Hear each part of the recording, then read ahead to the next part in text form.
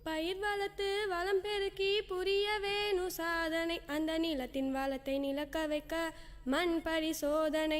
பயிர் வளர்த்து வளம் பெருக்கி புரிய வேணும் சாதனை, அந்த நிலத்தின் வளத்தை நிலக்க வைக்க மண் பரிசோதனை. ஓரத்தின் செலவை குறைச்சி மண் தரத்தின் அளவை தெரிஞ்சு, ஓரத்தின் செலவை குறைச்சி மண் தரத்தின் அளவை தெரிஞ்சு. பயிர் வளர்த்து வளம் பெருக்கி புரிய வேணும் சாதனை, அந்த நிலத்தின் வளத்தை நிலக்க வைக்க மண் பரிசோதனை. பயிர் இல்லாத காலத்தில் தான் மண் மாதிரி எடுக்கணும், பத்தி எடுத்து உலர்த்தி துலக்கி வைக்கணும். பயிர் இல்லாத காலத்தில் தான் மண் மாதிரி எடுக்கணும், பத்தி எடுத்து உலர்த்தி துலக்கி வைக்கணும். வி வடிவத்தில் வெட்டி சேகரித்து பகிர்ந்து பிரிக்கணும், வி வடிவத்தில் வெட்டி சேகரித்து பகிர்ந்து பிரிக்கணும். மண் மாதிரியோடு தகவல் அட்டையை இணைச்சி அனுப்பணும், மண் மாதிரியோடு தகவல் அட்டையை இணைச்சி அனுப்பணும். பயிர் வளர்த்து வளம் பெருக்கி புரிய வேணும் சாதனை, அந்த நிலத்தின் வளத்தை நிலக்க வைக்க மண் பரிசோதனை. 3 வருஷத்துக்கு ஒரு தடவை மண்ணை சோதனை செய்யணும், காலங்கமில்ல செம்மையை கண்டு நிறக்கி வைக்கணும். 3 வருஷத்துக்கு ஒரு தடவை மண்ணை சோதனை செய்யணும், காலங்கமில்ல செம்மையை கண்டு நிறக்கி வைக்கணும். சீராகவே உரம் தேவையானபடி ஜோராக போடணும், சீராகவே உரம் தேவையானபடி ஜோராக போடணும். மேலான பூமியில் வெள்ளாமை செஞ்சு பொன்னாக சேர்க்கணும், மேலான பூமியில் வெள்ளாமை செஞ்சு பொன்னாக சேர்க்கணும். பயிர் வளர்த்து வளம் பெருக்கி புரிய வேணும் சாதனை, அந்த நிலத்தின் வளத்தை நிலக்க வைக்க மண் பரிசோதனை. பயிர் வளர்த்து வளம் பெருக்கி புரிய வேணும் சாதனை, அந்த நிலத்தின் வளத்தை நிலக்க வைக்க மண் பரிசோதனை, அந்த நிலத்தின் வளத்தை நிலக்க வைக்க மண் பரிசோதனை, அந்த நிலத்தின் வளத்தை நிலக்க வைக்க மண் பரிசோதனை. My name is Har Sahana Priya. I'm studying 9th standard. I'm coming from NKM Higher Secondary School. I'm going to sing agriculture song. நல உழுதி நீர் பாய்ச்சோம் சின்ன தம்பி, இந்த சோலை கோயில் சொல்லுறத கேளு தம்பி. காலங்காலமா மகசூல் எடுக்க சின்ன தம்பி, வயலுக்கு கொலமா தண்ணி வேண்டாம் கேளு தம்பி. காலங்காலமா மகசூல் எடுக்க சின்ன தம்பி, வயலுக்கு கொலமா தண்ணி வேண்டாம் கேளு தம்பி. கேளு தம்பி நல உழுதி நீர் பாய்ச்சோம் சின்ன தம்பி, இந்த சோலை கோயில் சொல்லுறத கேளு தம்பி. இருக்கும் அளவு நீரை கொண்டு சின்ன தம்பி, பெருக்க வேணும் மகசூலை கேளு தம்பி. இருக்கும் அளவு நீரை கொண்டு சின்ன தம்பி, நாம பெருக்க வேணும் மகசூலை கேளு தம்பி. உருப்படியா விஞ்ஞான முறை கைப்பிடி, உருப்படியா விஞ்ஞான முறை கைப்பிடி. கருத்தான பெரியவங்க சொல்படி சொல்படி, நல உழுதி நீர் பாய்ச்சோம் சின்ன தம்பி, இந்த சோலை கோயில் சொல்லுறத கேளு தம்பி. இந்த உரங்கள் எல்லாம் இடம் பெயர்ந்திடும் சேராது, பரவலாக நோய் பரவிடக்கூடாது, பரவலாக நோய் பரவிடக்கூடாது. நல்ல விரகமில்லா சொட்டு நீர் பாசனும் இவ்வாறு, நல்ல விரகமில்லா சொட்டு நீர் பாசனும் இவ்வாறு. இவ்வாறு நல்ல உழுதி நீர் பாய்ச்சோம் சின்ன தம்பி, இந்த சோலை கோயில் சொல்லுறத கேளு தம்பி. வயல்வெளி பாசன முறையால் பயனில்ல, வயல்வெளி பாசன முறையால் பயனில்ல. நல்லா செயல்படணும் சுழற்சி முறையால் மிகையில, நல்லா செயல்படணும் சுழற்சி முறையால் மிகையில. பயிர் வளர தண்ணீர் பாய்ச்சி காலத்திலே, பயிர் வளர தண்ணீர் பாய்ச்சி காலத்திலே. ஒன்ன உயிர்கள் எல்லாம் நம்பி இருக்கு ஞாலத்திலே, ஞாலத்திலே நல்ல உழுதி நீர் பாய்ச்சோம் சின்ன தம்பி, இந்த சோலை கோயில் சொல்லுறத கேளு தம்பி. காலங்காலமா மகசூல் எடுக்க சின்ன தம்பி, வயலுக்கு கொலமா தண்ணி வேண்டாம் கேளு தம்பி. நல உழுதி நீர் பாய்ச்சோம் சின்ன தம்பி, இந்த சோலை கோயில் சொல்லுறத கேளு தம்பி. கேளு தம்பி.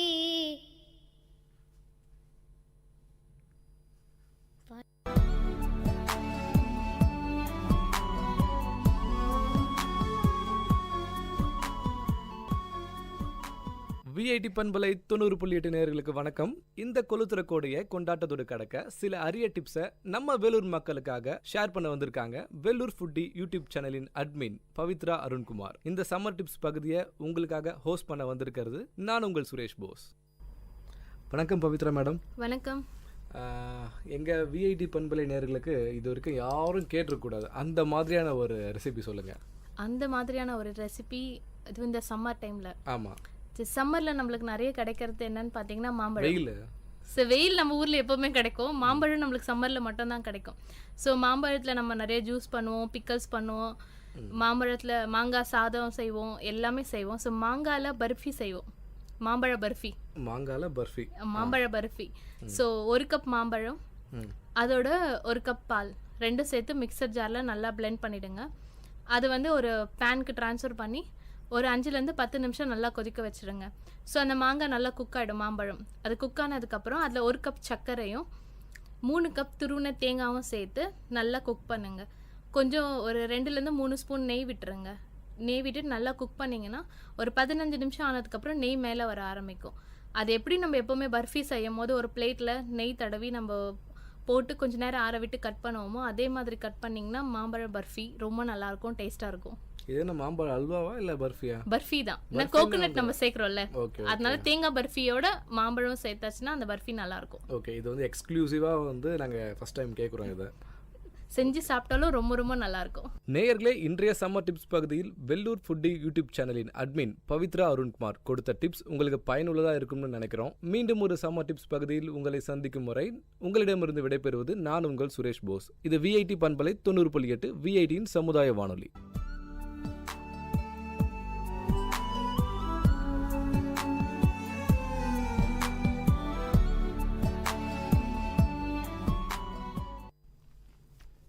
வணக்கம். வில்லியம்ஸ் மெட்ரிக் மேல்நிலை பள்ளி மாணவர்கள். பாடலின் தலைப்பு எனது இந்தியா.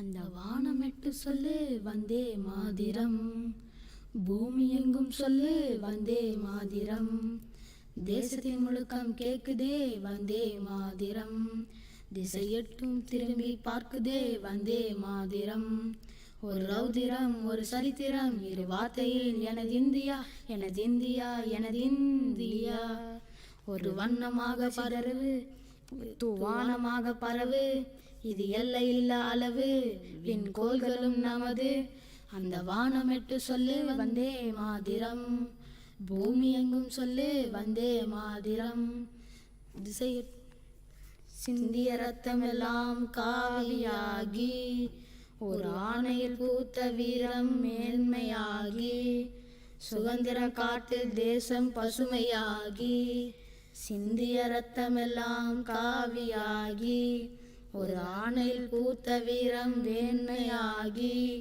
சுதந்திரம் காட்டு தேசம் பசுமையாகி, அசோக சக்கரம் பறக்குதடா, அசோக சக்கரம் பறக்குதடா, அதை காணும் கண்களை பறிக்குதடா, அதை காணும் கண்களை பறிக்குதடா, அந்த வானமெட்டு சொல்லே வந்தே மாதிரம், பூமி எங்கும் சொல்லே வந்தே மாதிரம், வந்தே மாதிரம். ஜெய்ஹிந்த்.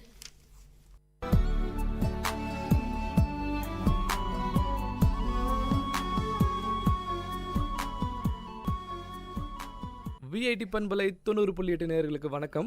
இந்த கொளுத்துறக்கோடைய கொண்டாட்டத்தோடு கடக்க சில அரிய டிப்ஸை நம்ம வேலூர் மக்களுக்காக ஷேர் பண்ண வந்திருக்காங்க வேலூர் ஃபுட்டி யூடியூப் சேனலின் அட்மின் பவித்ரா அருண்குமார். இந்த சம்மர் டிப்ஸ் பகுதியை உங்களுக்காக ஹோஸ்ட் பண்ண வந்திருக்கிறது நான் உங்கள் சுரேஷ் போஸ். வணக்கம் பவித்ரா மேடம். வணக்கம். எங்கள் விஐடி பண்பலை நேயர்களுக்கு இது வரைக்கும் யாரும் கேட்டிருக்கக்கூடாது அந்த மாதிரியான ஒரு ரெசிபி சொல்லுங்கள். அந்த மாதிரியான ஒரு ரெசிபி இது இந்த சம்மர் டைமில். ஆமாம், சம்மரில் நம்மளுக்கு நிறைய கிடைக்கிறது என்னன்னு பார்த்தீங்கன்னா மாம்பழம். வெயில். ஸோ வெயில் நம்ம ஊரில் எப்போவுமே கிடைக்கும், மாம்பழம் நம்மளுக்கு சம்மரில் மட்டும்தான் கிடைக்கும். ஸோ மாம்பழத்தில் நம்ம நிறைய ஜூஸ் பண்ணுவோம், பிக்கல்ஸ் பண்ணுவோம், மாம்பழத்தில் மாங்காய் சாதம் செய்வோம், எல்லாமே செய்வோம். ஸோ மாங்காயில் பர்ஃபி செய்வோம், மாம்பழ பர்ஃபி. மாம்பழ பர்ஃபி. ஸோ 1 கப் மாம்பழம், அதோட 1 கப் பால் ரெண்டும் சேர்த்து மிக்சர் ஜாரில் நல்லா பிளெண்ட் பண்ணிவிடுங்க. அது வந்து ஒரு பேனுக்கு ட்ரான்ஸ்ஃபர் பண்ணி ஒரு 5லேருந்து 10 நிமிஷம் நல்லா கொதிக்க வச்சுருங்க. ஸோ அந்த மாங்காய் நல்லா குக் ஆகிடும் மாம்பழம். அது குக் ஆனதுக்கப்புறம் அதில் 1 கப் சர்க்கரையும் 3 கப் துருவின தேங்காயும் சேர்த்து நல்லா குக் பண்ணுங்க. கொஞ்சம் ஒரு 2லேருந்து 3 ஸ்பூன் நெய் விட்டுருங்க. நெய் விட்டுட்டு நல்லா குக் பண்ணிங்கன்னா ஒரு 15 நிமிஷம் ஆனதுக்கப்புறம் நெய் மேலே வர ஆரம்பிக்கும். அது எப்படி நம்ம எப்போவுமே பர்ஃபி செய்யும் போது ஒரு பிளேட்டில் நெய் தடவி நம்ம போட்டு கொஞ்ச நேரம் ஆற விட்டு கட் பண்ணுவோமோ அதே மாதிரி கட் பண்ணிங்கன்னா மாம்பழ பர்ஃபி ரொம்ப நல்லாயிருக்கும், டேஸ்ட்டாக இருக்கும். இது என்ன மாம்பழ அல்வாவா இல்லை பர்ஃபியா? பர்ஃபி தான். நான் கோகோனட் நம்ம சேர்க்குறோம்ல, அதனால தேங்காய் பர்ஃபியோட மாம்பழம் சேர்த்தாச்சுன்னா அந்த பர்ஃபி நல்லாயிருக்கும். ஓகே, இது வந்து எக்ஸ்க்ளூசிவாக வந்து நாங்கள் ஃபஸ்ட் டைம் கேட்குறோம். இதை செஞ்சு சாப்பிட்டாலும் ரொம்ப ரொம்ப நல்லாயிருக்கும். நேயர்களே, இன்றைய சம்மர் டிப்ஸ் பகுதியில் வெள்ளூர் ஃபுட்டி யூடியூப் சேனலின் அட்மின் பவித்ரா அருண்குமார் கொடுத்த டிப்ஸ் உங்களுக்கு பயனுள்ளதாக இருக்கும்னு நினைக்கிறோம். மீண்டும் ஒரு சம்மர் டிப்ஸ் பகுதியில் உங்களை சந்திக்கும் முறை உங்களிடமிருந்து விடைபெறுவது நான் உங்கள் சுரேஷ் போஸ். இது விஐடி பண்பலை 90.8 விஐடியின் சமுதாய வானொலி.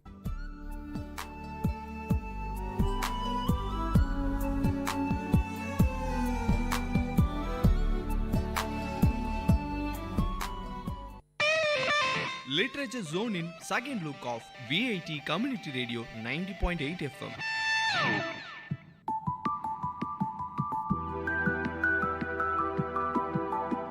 Hello friends, you're listening to Literary Zone on VIT Community Radio 90.8 FM. Literary Zone is a program in which you can listen about a variety of literary works in English, ranging from short stories to poems. You can also learn about a writer and his works, all here on Literary Zone. I am Mary and I am going to be the host for today. Come, let's go to today's show.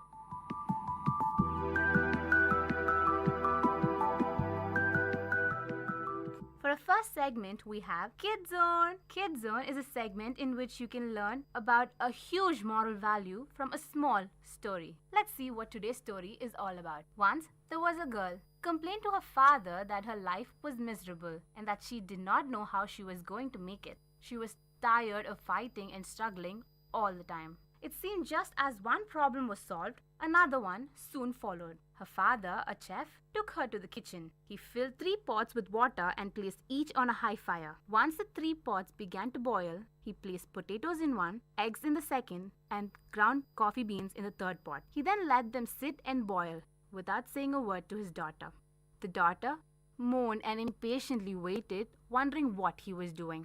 After 20 minutes, he turned off the burner. He took the potatoes out of the pot and placed them in a bowl. He pulled the eggs out and placed them in a bowl. He then ladled the coffee out and placed it in a cup. Turning to his daughter, he asked, "Daughter, what do you see?" "Potatoes, eggs, and coffee," she hastily replied. "Look closer," he said, "and touch the potatoes." She did and noted that they were soft. He then asked her to take an egg and break it. After pulling off the shell, she observed the hard-boiled egg. Finally, he asked her to sip the coffee. Its rich aroma brought a smile to her face. "Father, what does this mean?" she asked. He then explained that the potatoes, the eggs, and coffee beans had each faced the same adversity, the boiling water. However, each one reacted differently. The potato went in strong, hard, and unrelenting, but in boiling water, it became soft and weak. The egg was fragile, with a thin outer shell protecting its liquid interior until it was put in the boiling water. Then the inside of the egg became hard. However, the ground coffee beans were unique. After they were exposed to boiling water, they changed the water and created something new. "Which one are you?" he asked his daughter. "When adversity knocks on your door, how do you respond? Are you a potato, an egg, or a coffee bean?" In life, things happen around us. Things happen to us. But the only thing that truly matters is how you choose to react to it and what you make out of it. In life, things happen around us. Things happen to us. But the only thing that truly matters is how you choose to react to it and what you make out of it. Life is all about learning, adopting, and converting all the struggles that we experience into something positive. Guess you guys have something to think about now. So let's take a break in Literary Zone. I am Mary and you're listening to Literary Zone on VIT Community Radio 90.8 FM.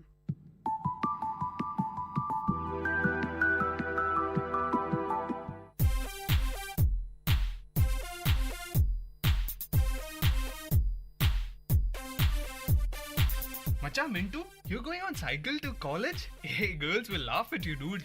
Macha Chintu, let's save our environment first. You know what? We have to reduce our fuel consumption and try to reduce the air pollution. So let's save our planet. You wanna join me? Believe me, girls will love it. Hey, wait, let me bring my cycle. Go green.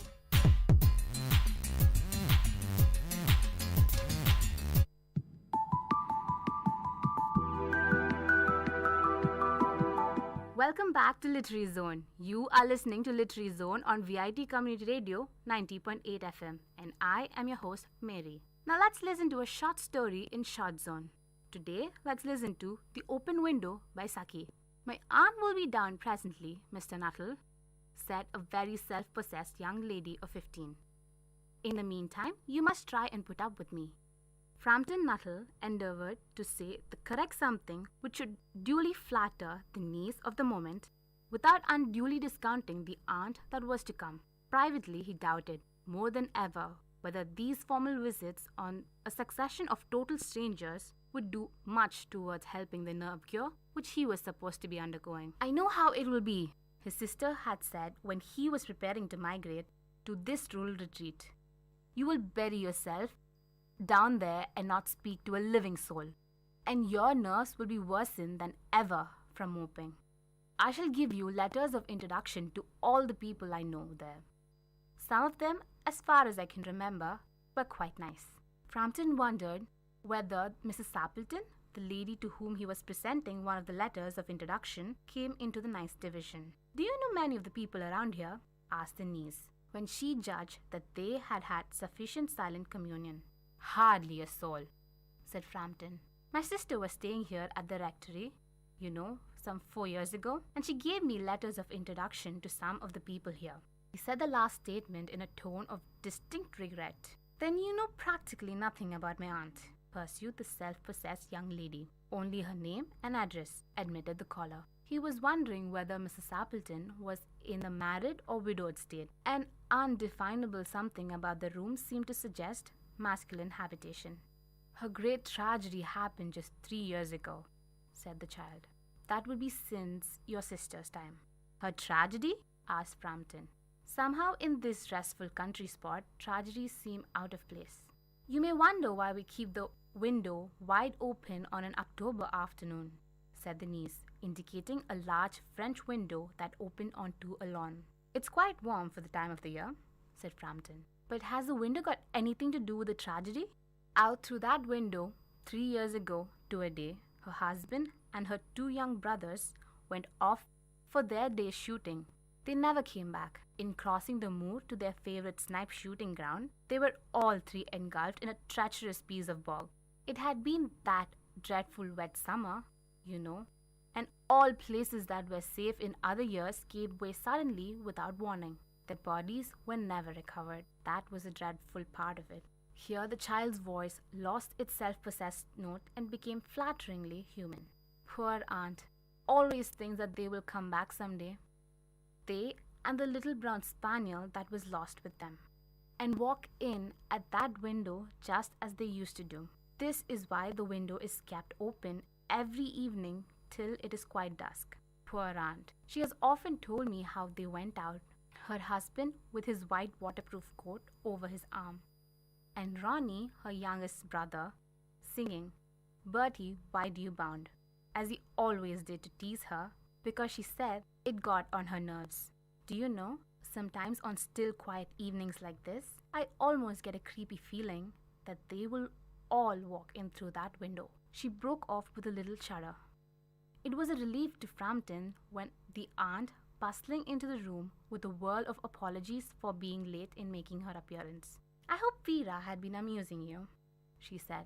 She has been very interesting, said Frampton. I hope you don't mind the open window, said Mrs. Sappleton briskly. My husband and my brothers will be home directly from shooting, and they always come in this way. They have been out for snipe in the marshes today, so they will make a fine mess over my poor carpets. So like you men folk, isn't it? She rattled on cheerfully about the shooting and scarcity of birds, and the prospects for duck in the winter. To Frampton, it was all purely horrible. He made a desperate but only partial successful effort to turn the talk onto a less ghastly topic. He was conscious that his hostess was giving him only a fragment of her attention, and her eyes were constantly straying past him to the open window and the lawn beyond. It was certainly an unfortunate coincidence that he should have paid his visit on this tragic anniversary. The doctors agree in ordering me complete rest.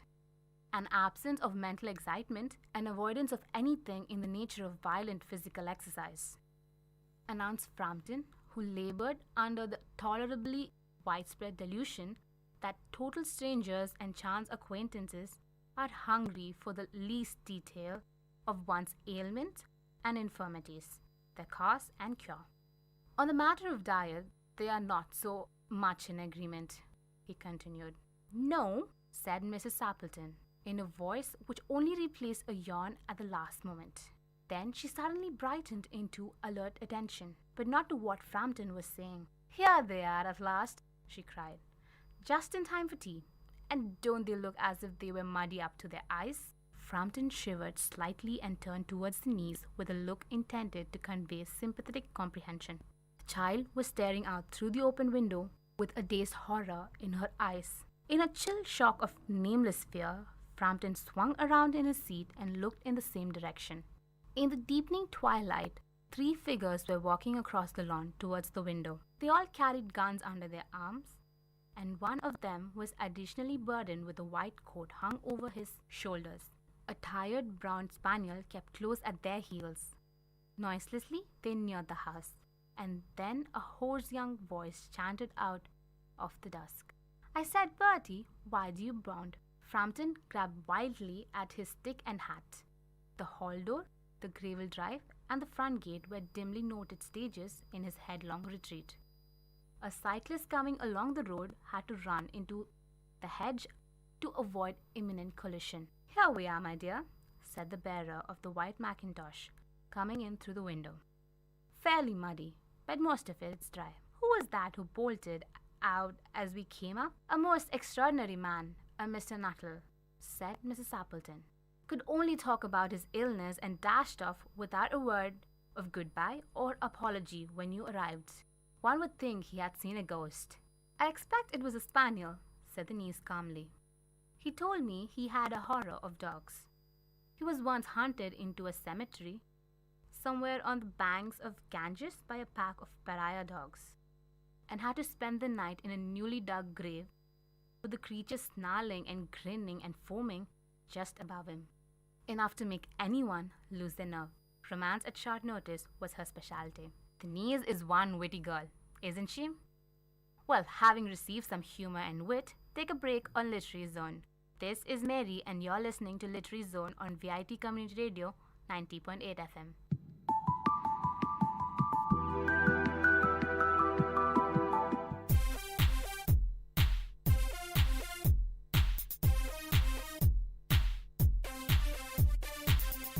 Hey Mintu. Hi Chintu. I'm going to get a new phone, macha. But you got a new one last month, right? Yeah man, but my girlfriend is kind of bored with it, so she asked me to change it. Else, she will change me. Oh poor guy. Then what you going to do with your old one? It will be somewhere in the corner. Macha, you know what? You're piling up electronic waste. If you don't want to resell, then here is a solution. Go to your nearby mobile store and ask them to recycle. This way, you can reduce e-waste and save our environment. Go green!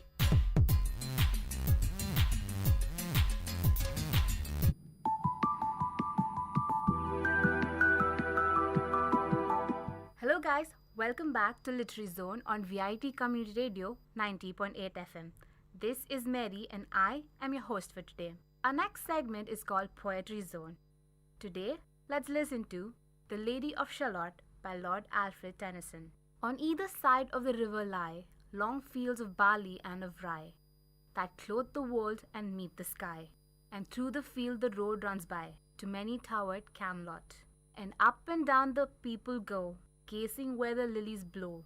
Round an island, there below, the island of Shalott. Willows whiten, aspens quiver. Little breezes dusk and shiver. Through the wave that runs forever, by the island in the river, flowing down to Camelot. 4 grey walls and 4 great towers overlook a space of flowers, and the silent isle embowers the Lady of Shalott. By the margin willow veiled, slide the heavy barges trailed, by slow horses and unhailed, the shallow flitted silken sailed, skimming down to Camelot. But who had seen her wave her hand, or at the casement seen her stand? Or is she known in all the land, the Lady of Shalott? Only reapers reaping early in among the bearded barley hear a song that echoes cheerly from the river winding clearly down to towered Camelot. And by the moon the reaper weary, piling sheaves in upland airy, listen whispers, 'tis the fairy, Lady of Shalott. There she weaves by night and day a magic web with colours gay. She has heard a whisper say, a curse is on her if she stray to look down to Camelot. She knows not what the curse may be, and so she weaveth steadily, and little other care had she, the Lady of Shalott. And moving through a mirror clear that hangs before her all the year, shadows of the world appear. There she sees the highway near, winding down to Camelot. There the river eddy whirls, and there the slurry village churls, and the red cloaks of the market girls pass onward from Shalott. Sometimes a troop of damsels glad, and a bird on an ambling pad. Sometimes a curly shepherd lad, or long-haired page in crimson clad, goes by to towered Camelot. And sometimes through the mirror blue, the knights come riding two and two. She hath no loyal knight and true, the Lady of Shalott. But in her web she still delights to weave the mirror's magic sides. For often through the silent nights a funeral with plumes and lights and music went to Camelot. Or when the moon was overhead, came two young lovers lately wed. I'm half sick of shadows, said the Lady of Shalott. A bow shot from her bower eaves, he rode between the barley sheaves. The sun came dazzling through the leaves, and flamed upon the brazen greaves of bold Sir Lancelot. A red cross knight forever kneeled to a lady in her shield, that sparkled on the yellow field beside remote Shalott. The gemmy bridle glittered free, like to some branch of stars we see, hung in the golden galaxy. The bridle bells rang merrily as he rode down to Camelot. And from his blazoned baldric slung, a mighty silver bugle hung, and as he rode his armour rung beside remote Shalott. And in the blue unclouded weather, thick jewels shone the saddle leather. The helmet and the helmet feather burnt like one burning flame together, as he rode down to Camelot. As often through the purple night, below the starry clusters bright, some bearded meteor trailing light moves over still Shalott. His broad clear brow in sunlight glowed, on burnished hooves his war horse strode. From underneath his helmet flowed his coal black curls as on he rode down to Camelot. From the bank and from the river he flashed into the crystal mirror. Tira-la-la-la, by the river sang Sir Lancelot. She left the web, she left the loom. She made 3 paces through the room. She saw the water lily bloom, and saw the helmet and the plume. She looked down to Camelot. Out flew the web and floated wide. The mirror cracked from side to side. The curse is upon me, cried the Lady of Shalott. In the stormy east wind straining, the pale yellow woods were waning. The broad stream in his banks complaining, heavily the low sky raining over towered Camelot.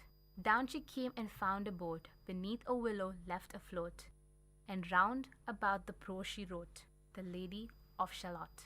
And down the river dim expanse, like some bowl sheer in trance, seeing all his own mischance, with a glassy countenance, she did look to Camelot. And at the closing of the day, she loosened the chain, and down she lay. The broad stream bore her far away, the Lady of Shalott, lying robed in snowy white that loosely flew to left and right, the leaves upon her falling light, through the noises of the night. She floated down to Camelot, and as the boat head wound along the willowy hills and fields among, they heard her sing her last song, the Lady of Shalott. Heard a carol, mournful, holy, chanted loudly, chanted lowly, till her blood was frozen slowly, and her eyes were dark and holy. turned to toward Camelot. For ere she reached upon the tide, the first house by the waterside, singing in her song she died, the Lady of Shalott. Under tower and balcony, by garden wall and gallery, a gleaming shape she floated by.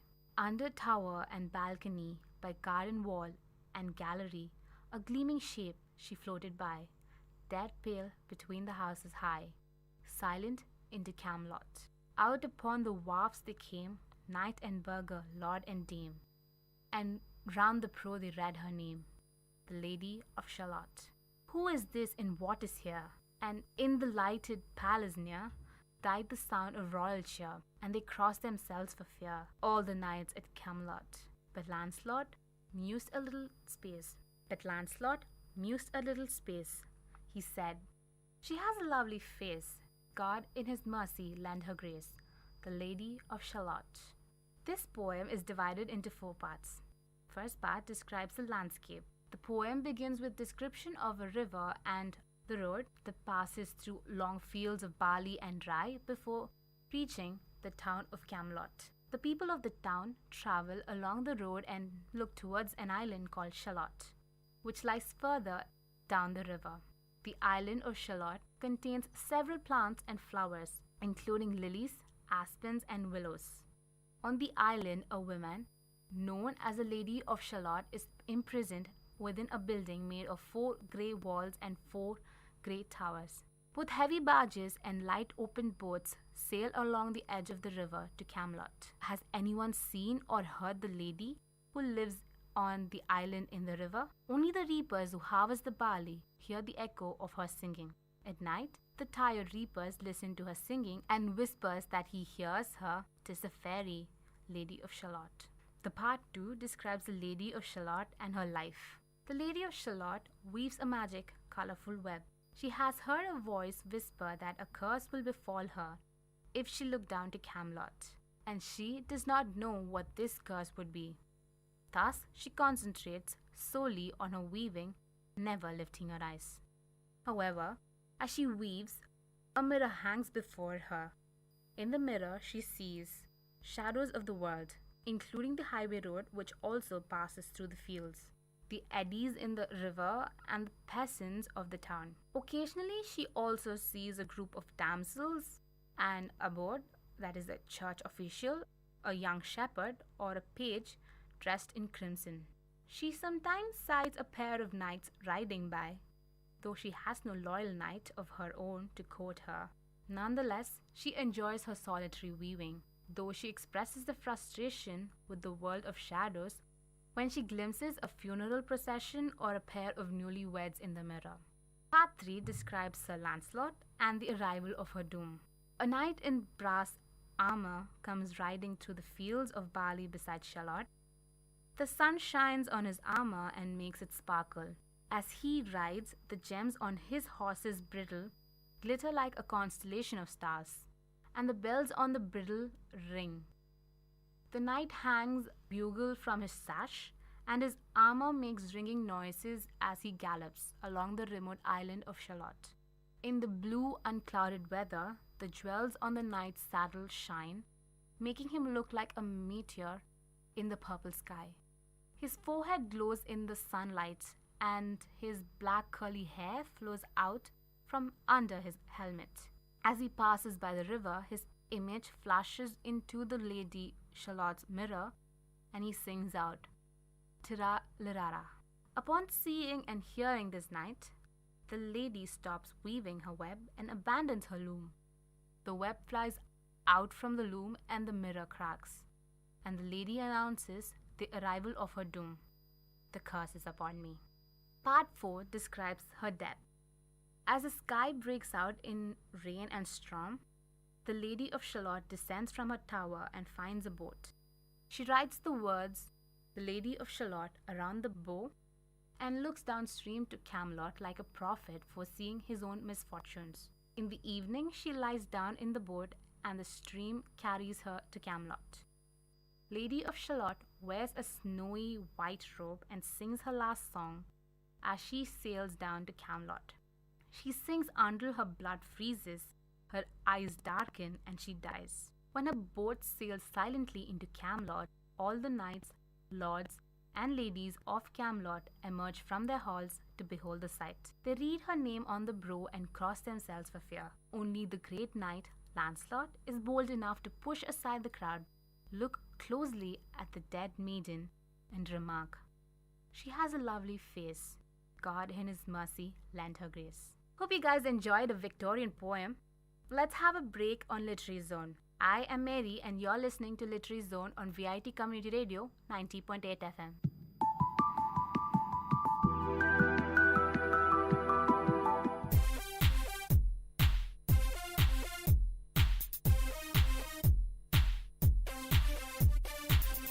Hey Mintu, do you know anything about waste sorting? Now, is that any of your new eco-conservation ideas? Exactly, you know me so well. Yeah. Tell me, what is it? Actually, this is very simple. Just sort waste into biodegradable and non-biodegradable waste bins, and this way you can do some waste management. That sounds cool. Go green!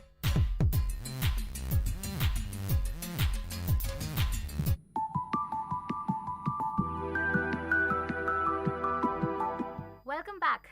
This is Literary Zone on VIT Community Radio 90.8 FM. This is Mary, your host for today. Our last segment is called Writer Zone. Today we will be learning about a Victorian poet, Lord Alfred Tennyson.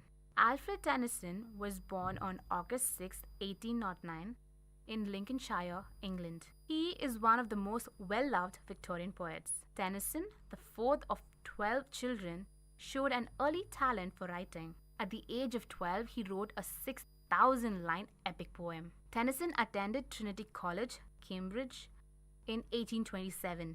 In the same year, he and his brother Charles published Poems by Two Brothers. Although the poems in this book were juvenile, they attracted the attention of Apostles, an undergraduate literary club led by Arthur Hallam. The Apostles provided Tennyson, who was tremendously shy, with much needed friendship and confidence as a poet. Hallam and Tennyson became the best of friends. They toured Europe together in 1830 and again in 1832. Hallam's sudden death in 1833 greatly affected the young poet. The long elegy, In Memoriam, and many of Tennyson's other poems are tributes to Hallam. In 1830, Tennyson published poems, chiefly lyrical, and in 1832 he published a second volume entitled Poems. Some reviewers condemned these books as affected and obscure. Tennyson, stung by the reviews, would not publish another book for another 9 years. In 1842, Tennyson's poem in 2 volumes was a tremendous critical and popular success. In 1850, with the publication of In Memoriam, Tennyson became one of Britain's most popular poets. He was selected as Poet Laureate in succession to Wordsworth. At the age of 41, Tennyson had established himself as the most popular poet of the Victorian era. Tennyson died on October 6, 1892 and was buried in Westminster Abbey. His famous works include The Lotus Eaters, Ulysses, and The Charge of the Light Brigade. Guess you guys had fun listening to today's program. This is Mary signing off from Literary Zone on VIT Community Radio 90.8 FM.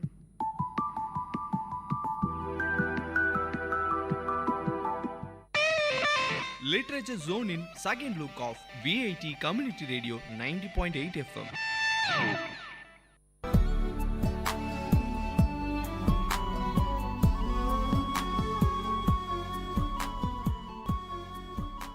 VIT பண்பலை 90.8 நேயர்களுக்கு வணக்கம். இந்த கொளுத்துறக்கோடைய கொண்டாட்டத்தோடு கடக்க சில அரிய டிப்ஸை நம்ம வேலூர் மக்களுக்காக ஷேர் பண்ண வந்திருக்காங்க வேலூர் ஃபுட்டி யூடியூப் சேனலின் அட்மின் பவித்ரா அருண்குமார். இந்த சம்மர் டிப்ஸ் பகுதியை உங்களுக்காக ஹோஸ்ட் பண்ண வந்திருக்கிறது நான் உங்கள் சுரேஷ் போஸ்.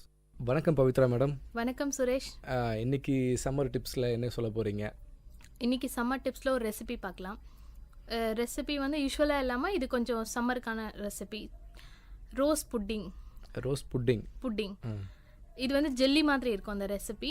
ஆனால் இதில் சேர்க்குற இன்க்ரீடியன்ட்ஸ் எல்லாமே வந்து ரொம்ப உடலுக்கு குளிர்ச்சி தரும். ஒரு 3/4 லிட்டர் பால் எடுத்துக்கலாம். பால் நல்லா காயட்டும். சைனா கிராஸ்ன்னு ஒன்று இருக்கும், எல்லா ப்ரொவிஷன் ஸ்டோர்லேயும் கிடைக்கும். கடல் பாசி ஸோ அது தண்ணியில் போட்டு ஒரு 5 நிமிஷம் ஊற வச்சுட்டு கொதிக்கிற பாலை சேர்த்து நல்லா கலந்து விட்டுக்கணும். கலந்து விட்டு கொஞ்ச நேரம் ஆனதுக்கப்புறம் இதை ஃபில்ட்ரு பண்ணி அந்த பாலை தண்ணியாக எடுத்துடலாம். அதோட 1 கப் சர்க்கரையும் ரோஸ் எசன்ஸ் வேணும்னா நீங்கள் சேர்த்துக்கோங்க, இல்லை ரோஸ் சிரப் வேணும்னாலும் சேர்த்துக்கோங்க. உங்களுக்கு என்ன ஃப்ளேவர் வேணுமோ, இப்போ ரோஸ் இருக்குது, நன்னாரி இருக்குது, கேரமல் இருக்குது, எந்த ஃப்ளேவர் வேணாலும் நீங்கள் சேர்த்துக்கலாம். சேர்த்துட்டு அது கூட 1/4 கப் வாட்டர் மிக்ஸ் பண்ணிவிட்டு நல்லா கலந்து விட்டுக்கோங்க. கலந்து விட்டு ஒரு கண்ணாடி பாத்திரத்தில் ட்ரான்ஸ்ஃபர் பண்ணி ஒரு 5 நிமிஷம் ஒரு கண்ணாடி பாத்திரத்தில் ட்ரான்ஸ்ஃபர் பண்ணி ஒரு 2 மணி நேரம் ஃப்ரீசரில் வச்சு எடுத்தோங்கன்னா ஒரு அருமையான புட்டிங் நல்லாயிருக்கும். நேயர்களே, இன்றைய சம்மர் டிப்ஸ் பகுதியில் வெல்லூர் ஃபுட்டி யூடியூப் சேனலின் அட்மின் பவித்ரா அருண்குமார் கொடுத்த டிப்ஸ் உங்களுக்கு பயனுள்ளதாக இருக்கும்னு நினைக்கிறோம். மீண்டும் ஒரு சம்மர் டிப்ஸ் பகுதியில் உங்களை சந்திக்கும் முறை உங்களிடமிருந்து விடைபெறுவது நான் உங்கள் சுரேஷ் போஸ். இது விஐடி பண்பலை 90.8 விஐடியின் சமுதாய வானொலி.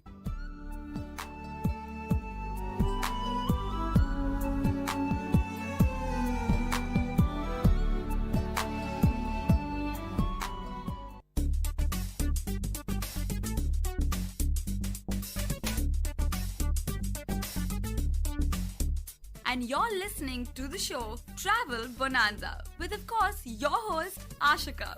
This show will allow you to explore and travel around the globe and, of course, through the radio. But guys, this is your guide. Where to go, what to do, how to go, what to eat, and where to stay.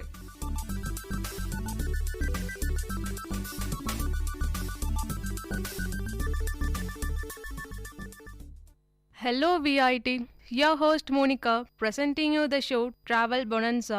You're listening to VIT Community Radio 90.8. Are you ready for today's episode with new place to explore? How often do we see Mumbai cars and Delhiites fight over petty issues? It's too many times to even count. These fights are not just limited to IPL teams, weather or fashion quotient. These fights have laid a strong foundation for the existing argument which one is the best Indian city. On one hand, there is Delhi, the capital of India. On the other hand, there is Mumbai, the business capital of India. The argument is never ending and futile to some extent. But there is one city that has always strived to be among the top and it somehow sidelined in the above mentioned argument is Bangalore. While Mumbai and Delhi have always maintained their respective statuses, Bangalore has flourished and achieved new heights. As friends, in today's episode, we are going to travel around fun, young Bangalore. There are lots and lots of things exist to be loved with Bangalore. And first of all, stating the obvious weather. The first thing that comes to the mind when any Bangalorean thinks about the city is its conducive climate. The moderate temperature and the luscious and vast greenery make anyone to love this place. You don't need to sweat a river or freeze to death in the city. The reason for the city having such an extraordinary climate is its elevation. At the altitude of 3,000 feet, that is 914.4 meters above the sea level, Bangalore is situated even above Dehradun having 630 meters. The weather in the city almost all along the year is bright and sunny in the day, pleasant with light showers of rain in the evenings and a hill station climate in the nights. Nobody ever felt the need of air condition in their home till date. When the rest of the country is trying to figure out ways to escape from the brutal heat, Bangaloreans are busy enjoying a walk in the drizzle and the cool weather in the night. And yes, it is same throughout the year. Jealous enough? Then of course, the utopian climate of the city makes it one of the best cities to live in. And that's all about the weather. Located on the Deccan Plateau is the city of Bangalore, the capital of Indian state of Karnataka.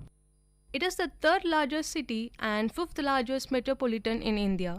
When we come to the population of Bangalore, it is well spread between various communities with Kannadigas taking the largest chunk of 42%. The rest are 20% Tamilians, 13% Telugites, 10% Keralites, 8% European origin and 7% from other parts of India. This makes the city truly cosmopolitan. Cosmopolitan crowd which makes the city cooler than the weather.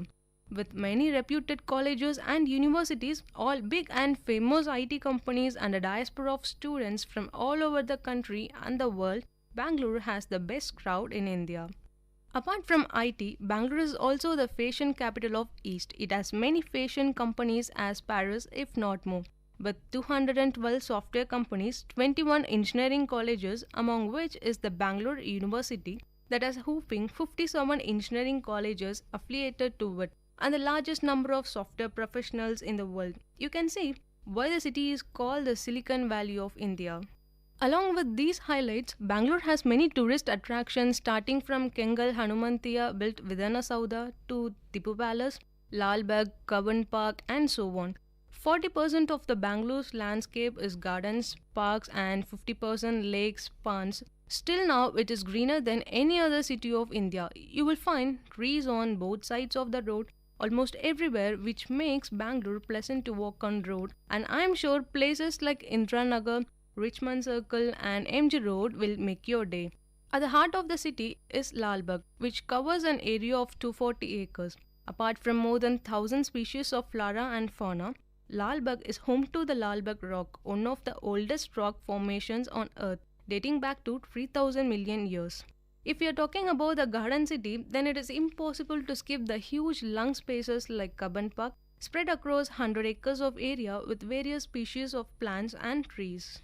Bangalore, as an 8-tier city, is developing as the most important commercial hubs in the country.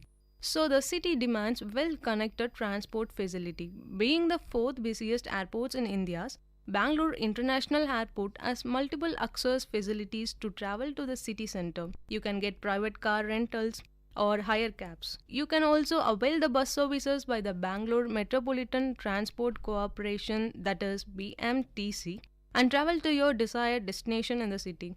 Local transport in Bangalore is very easy and well organized. BMTC, which is the city's public bus service, the network is very strong and scattered throughout the city. BMTC runs more than 3,000 buses on major routes on all days. The government also expanded the metro rail service by connecting it to major areas in Bangalore. NH4, NH7 and NH48 are the major national highways connecting Bangalore to some of the India's major cities. While BMTC takes care of the bus services within the city, the Karnataka State Road Transport Corporation, that is KSRTC, takes care of the buses both inside and outside the city. When we come to the Volvo buses have nowadays become the most preferred mode of transport for public, as they are comfortable to travel and having network in all major routes across the city. Apart from this, taxis and auto rickshaws are also available. Next, when we come to the railway facilities, railway routes are well connected to almost all major cities of India from Bangalore, both by meter gauge and broad gauge rail services. The 3 main stations in Bangalore city are Majestic, and the next second one is Bangalore Cantonment, that is 8 km to Majestic, and Yeshwantpur, that is 10 km away from Majestic. Bangalore Majestic is well connected to all major cities in India, though journey to northern states are little time consuming. And that's all about the transportation in Bangalore. And when we move on to the culture, Bangalore is a southern city of India. Its culture is a mix of several Indian cultures. Indians from various parts of country have settled in this metropolitan city. They have carried their best part of their culture to Bangalore. Apart from other cultures of India contributing to the Bangalore culture, the city has a culture of its own. It has a mix of urban and rural forms of lifestyle. Most of the traditional Kannadigas prefer to live as per their tradition and culture. They have their strong influence in their lifestyle. On the other hand, you will also find a more urbanized style of living. Most of the people of urban Bangalore are working professionals and enjoy the nightlife of the city. Despite being a modern city, Bangalore has not lost touch with its traditions. This is reflected in the various fairs and festivals that are celebrated in the city. Many of these are religious in nature. They owe their origin to the scriptures and mythological stories. The city comprises of a multicultural population. It habits people of all religions. The main religious groups living in the city include Hindus, Muslims, Christians, Sikhs, Jains. The most famous festival in Bangalore is Dasara. It falls in the month of October to November and marks the victory of good over the evil. The day culminates a 9-day fasting period of Navaratri in Hindu culture. The other festivals and fairs such as Mahashivaratri, Diwali, Karaga festival, Kadaleke Parisha, also known as Peanut Festival, Ugadi, Pongal, Travel and Tourism Fair, Groundnut Fair and so on. With so much and many more, Bangalore culture is uniquely attractive. If you are visiting these excellent events, you are sure to notice and love to be a part of this diverse culture of Bangalore. The another important specification about Bangalore is that it has an active night culture and has over 800 clubs and bars. With a variety of sport bars, beer pubs, breweries, cafes, the city is nowadays referred as a pub capital of India. The most striking thing that welcomes a visitor to Bangalore is the graffiti-filled walls across the city. The beautiful wall paintings showcase the rich heritage of the city, and it is really my favorite.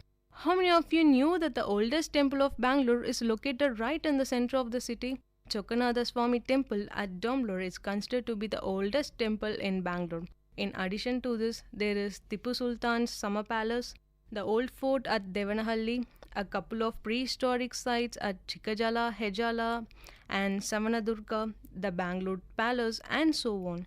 Every 2 years, Bangaloreans are treated to a visual spectacle as a host of combat and civilian aircrafts from around the world showcase their prowess in the skies, held at the Yelahanka Air Force Base. So don't miss that in the upcoming year. And next, the taste of food in Bangalore. And how do I miss that? Food is the most important part of every cosmopolitan city that most of the people look for. And I believe in this popular phrase, when you're in Rome, do as Romans do.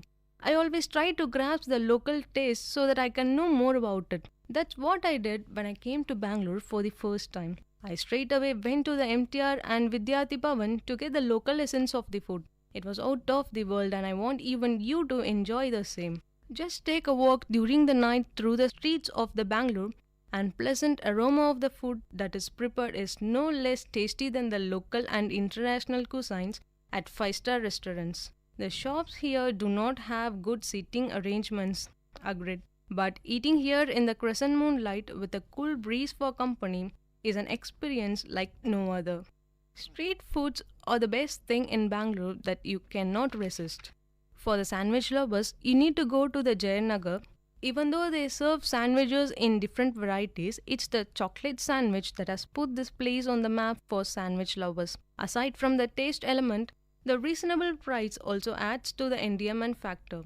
Another place that you can depend on for South Indian fare, whether it be the crispy vadas or the rice idlis or kesari bath, never fear the word disappointment while you're here.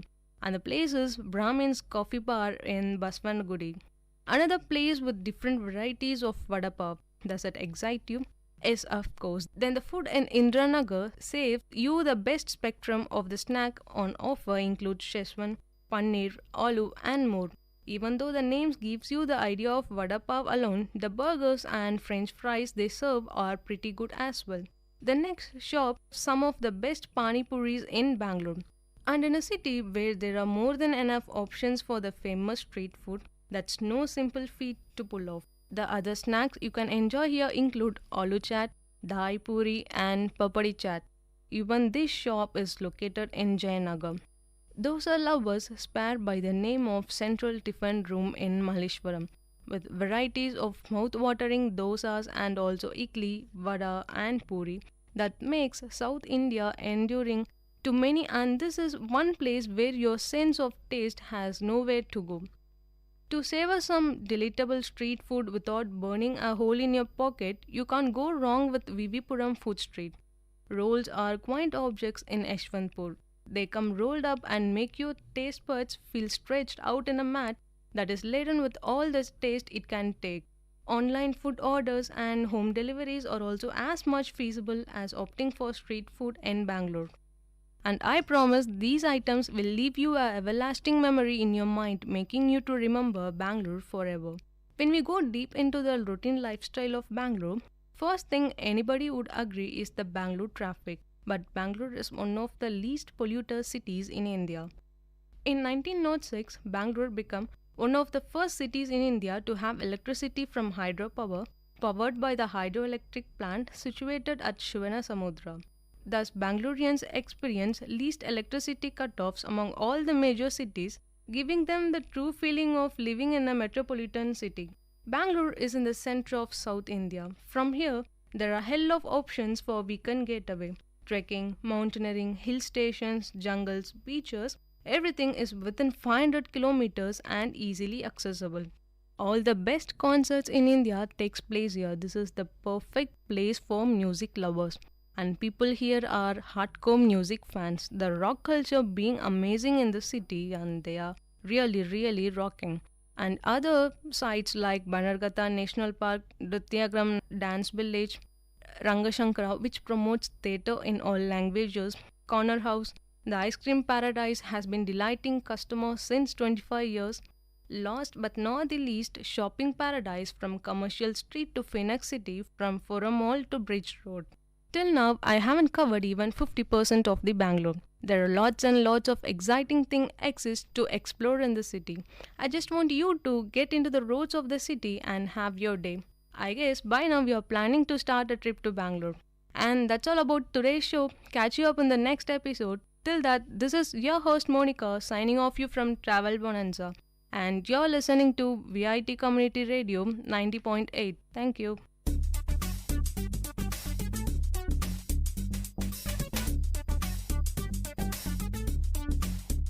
This was Travel Bonanza with your host Ashika. So stay tuned to VIT Community Radio 90.8.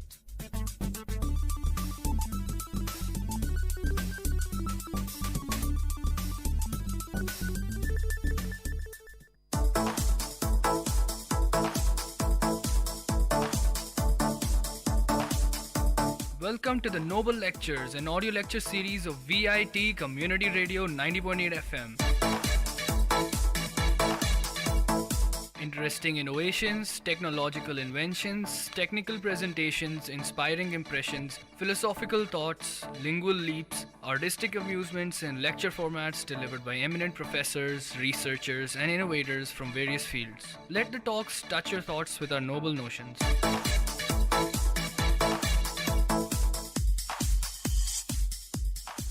Today, at Noble Lectures, we have Dr. Gomati, Senior Professor from VIT Business School, VIT University, who's going to discuss about stress management.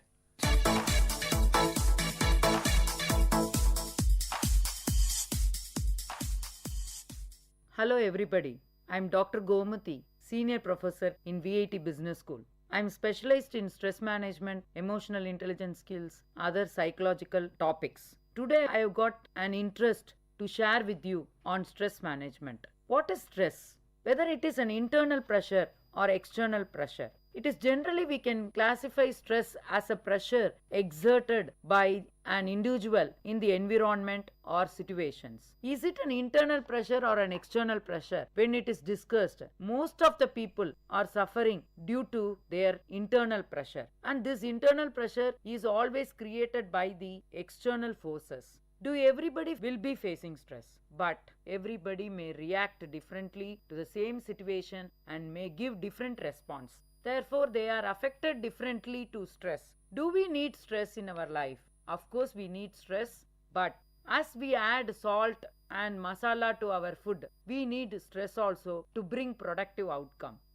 The types of stress, we have positive stress and negative stress. Positive stress, we call it as eustress, which is to achieve the success in the interview. We call it as a eustress. That is positive stress. When you call it as a negative stress, something where the negative outcome, we are going to avoid it, that we are overcoming such kind of a situation is called as a negative stress. Say for example, you are getting tensed over writing an exam. That may be a negative stress. As soon as the exam is over, you are overcoming such stress. This is where we call it as eustress and de-stress. As far as possible, people have to avoid this de-stress. And stress feelings can be generally a worry, tense, tired, frightened, elated, depressed, anxious, and anger. There can be of external stresses and internal stresses.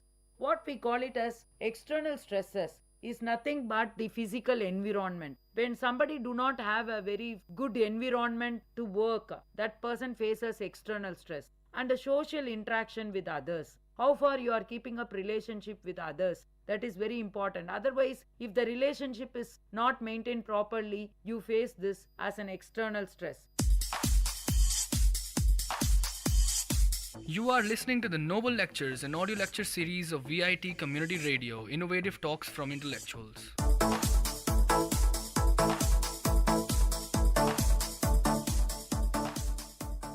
Organizational stress. Sometimes say you have to be in office at 8 o'clock. You are not in time to office. Then in such a case, every day you are coming late. Then it is called as an organizational stress, which is created by the external stresses and major life events. Say death of a family member may cause you stress, and daily hassles. Say daily, every day you are coming to work and every day you are returning home very late. This may cause stress to you, and these are all some of the external stresses. Coming to the internal stresses can be anything which is present with the feelings of the individual. As I have already pointed out, the worry, tensed, tired, and getting some kind of a shock over certain situations. In the interactions, you may be having fear, and sometimes you may have anxiety to see what happens next, and sometimes you may be getting angry towards unwanted situation with unwanted people. All these are causing stress. As I said rightly, stress is always a positive thinking, and if stress is not there, people cannot produce to a greater extent. So a big answer to stress is we need stress in everyday life. We add flavor to our food, that is salt,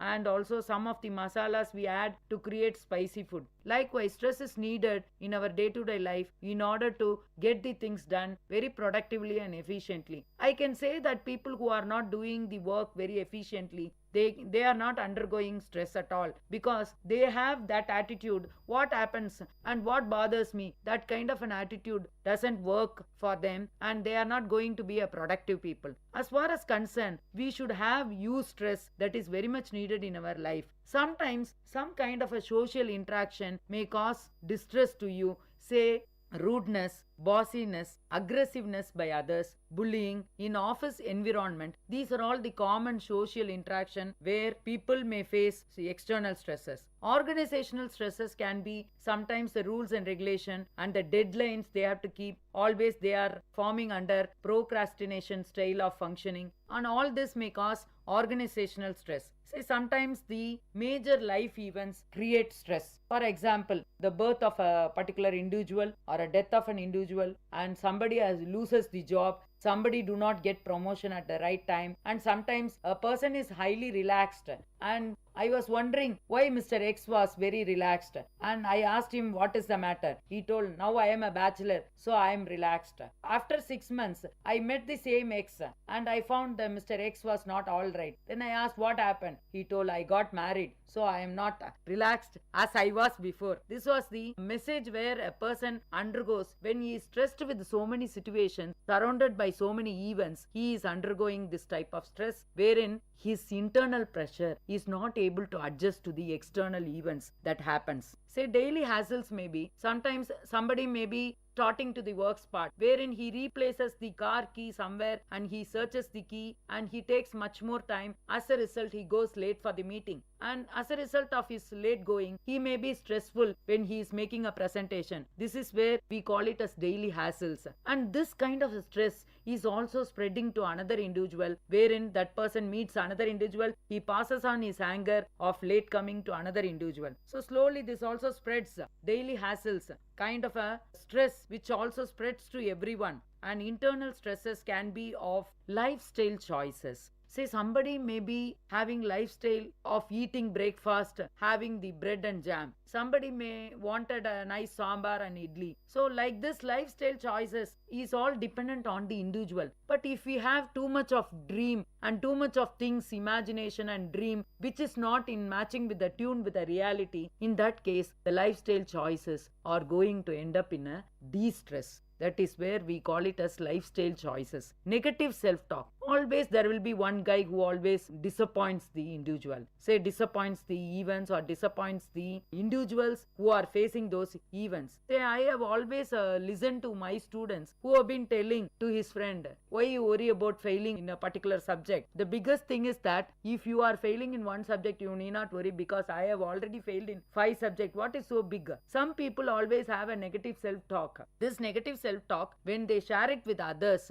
outwardly, this also causes some kind of a de-stress. Indirectly, it causes stress to the other individual. And mind traps. Mind traps is something where an individual knows that he should not commit such activity, but even then he is being instigated by somebody or he induced by the environment and he cannot come out of the environment. For example, one day casually he may be smoking cigarette with his friend, but every day that becomes a habit, then we call it as a mind trap. Something he becomes a slave to that, and that is not a good habit. As a result, this person cannot leave that habit. That becomes a mind trap, and this is a negative stress. And personality traits. See, personality means we have got different types of individual emerging from different background. As you take personality traits, we can say a person may be reserved, a person may be socially movable, a person may be internally he might be having lot of secrets, and somebody may be always outspoken. We have got different types of personality traits, and with this a person always who demonstrates his skills outside, he is a person who is open-minded and frank, and he is always shares his opinions with others. So he is a person who comes out with this outspoken personality. As such, this person always releases his emotions to the outside members. So there is absolutely no problem with a person who is speaking open-mindedly. Take a case of a person who is quite reserved and he doesn't share anything. A bigger problem happens to him. He doesn't share with anybody and he keeps everything to himself. So these are all some of the personality traits that could influence the person's, whether he is suffering from eustress or de-stress. Majority of the things, de-stress, have to be avoided. And lifestyle choices, as I have already said, lifestyle choices is how the food habits we are adapting to.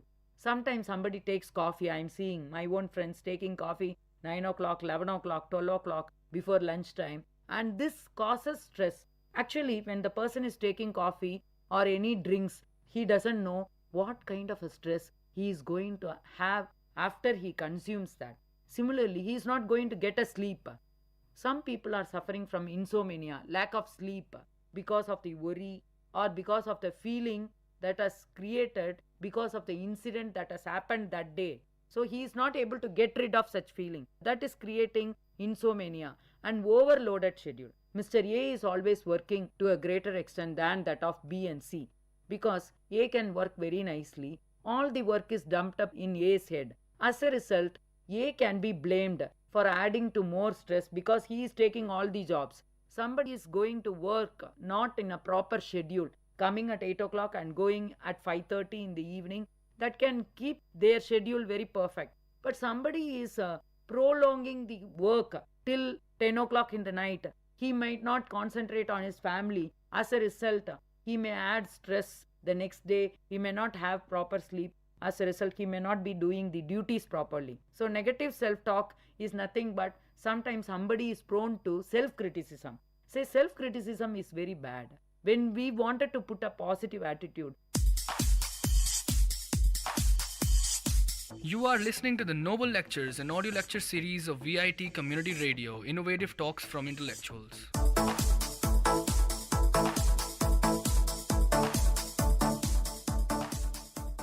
Somebody always says that I am not so good, I am not very courageous, I am not bold. Let us avoid certain negative statements about ourselves. That is not very good, and that is creating a negative attitude among ourselves. Sometimes over-analyzing. We need not be bothered about others when we do our duty very sincerely. But what happens is that sometimes we brood over other things which does not matter to us. What bothers us, we may have to concentrate on what is the work schedule given to us.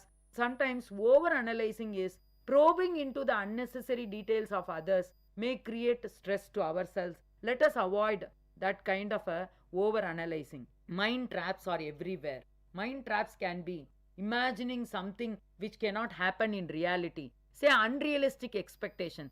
And people have to understand the reality and practice the things that can happen in reality. First one is unrealistic expectation. Second is taking things personally. Always something may be said by others, But always that point need not be focusing on you. But every time when you have the self-blame, you take the things for yourself and keep worrying on taking things personally. Avoid taking things personally and exaggeration. Sometimes you exaggerate things to a greater extent. Maybe a small problem, but you create as a bigger issue. That may not be in reality, but you create a bigger issue and you imagine things that I'm going to get this bigger problem. But actually it is not so. Rigid thinking. Sometimes we are thinking not in a very broad-minded. Say for example, in a street, one house is affected by the flood. And not only that house is going to be affected by the flood, everybody is going to get affected in that street. But a rigid thinking is that always when we face a problem, we take that only myself is always facing this problem. This kind of attitude can be changed. And all these things create a mind trap which causes a de-stress, negative stress. We can avoid all this. And personality traits, as I talked about personality traits, there can be two types of people. One is the perfectionist, another is workaholics. Perfectionists are the people, they see a scale. Scale is in a straight manner, cannot be in a zigzag. But when you see the perfectionist, they wanted things to be pakka. They cannot accept people who are not perfectly doing. But today's world, everybody may not be perfect. There may be perfect people, there may be imperfect people. The perfect people have to adjust with the imperfect people. This is what is the reality. But what happens with the perfectionist is that they always expect things to be done immediately. But sometimes if they accumulate this perfectionism, it cannot be expected or it may not happen. In such a case, what we can do is that perfectionists should slow down the process and should reduce their expectation from others in order to avoid the stress. Otherwise, things are not going on as he expects. Then in such a case, he is only adding to that problem and he is facing stress. Workaholics are the people, somebody works always in office and he never cares for the family. Such people also exist. This kind of personality traits, people are not going to add to the family and they are not going to contribute towards the family, and always they are seated in office. In office also, if you find their productiveness, they may not be productive as such expected by the other members. So in such a case, some people engrossed in work always doesn't know what happens outside. As a result, they do not know how to relax in the work spot also. Coming to the kinds of stress, we have already seen negative stress and the positive stress, that is eustress and de-stress. Sometimes what happens, this positive stress, which we call it as eustress, is also provides the sense of urgency and alertness needed for survival. Confronting threatening situations. Somebody may be puzzled with a mathematics paper for attending the mathematics exam, and his friend is narrating, when you get some questions in linear programming, you may be facing a problem you do not know and we have not been taught about it. Some kind of a conversation and threatening situation may be created by the friend. As a result, this guy who was having confidence in attempting the paper loses the confidence. This is what sometimes a person may be positively wanted to show his attitude by attending the paper very boldly, but the person is instigated by his friend not to attend it in a very positive manner. In such a case, a person should not react to such kind of interactions that is taking place with himself and his friend, and somebody encourages with a negative attitude should not be accepted by the person, and he should be bold enough to tolerate anything, that kind of opinions that is coming from his friend. Individual, how do people respond to stress? This is a very important question, and I talked about why everyone have to face stress and everyone cannot avoid stress. Everyone has to face stress, but they face stress differently. Everybody may react to the same situations differently. That is where sometimes A may view this problem as a bigger problem. B is a person, very cool guy. To the same problem he may say, that is not a big issue, I can manage. C doesn't even attend to the problem. He says that this is not at all a problem. So individual is different. Everyone is different with unique perceptions and reactions to even. There is no single level of stress that is optimal for all people. Some are more sensitive owing to experiences in childhood, the influence of teachers, parents, and religion, etc. And sometimes the individual himself may develop certain kind of a fear, anger, some kind of emotions which is built up by the family background. And symptoms of stress can be physical symptoms, mental symptoms, behavioral symptoms, and emotional symptoms. First, when we take the physical symptoms, know from our body that we are facing stress. You are listening to the Noble Lectures, an audio lecture series of VIT Community Radio, innovative talks from intellectuals.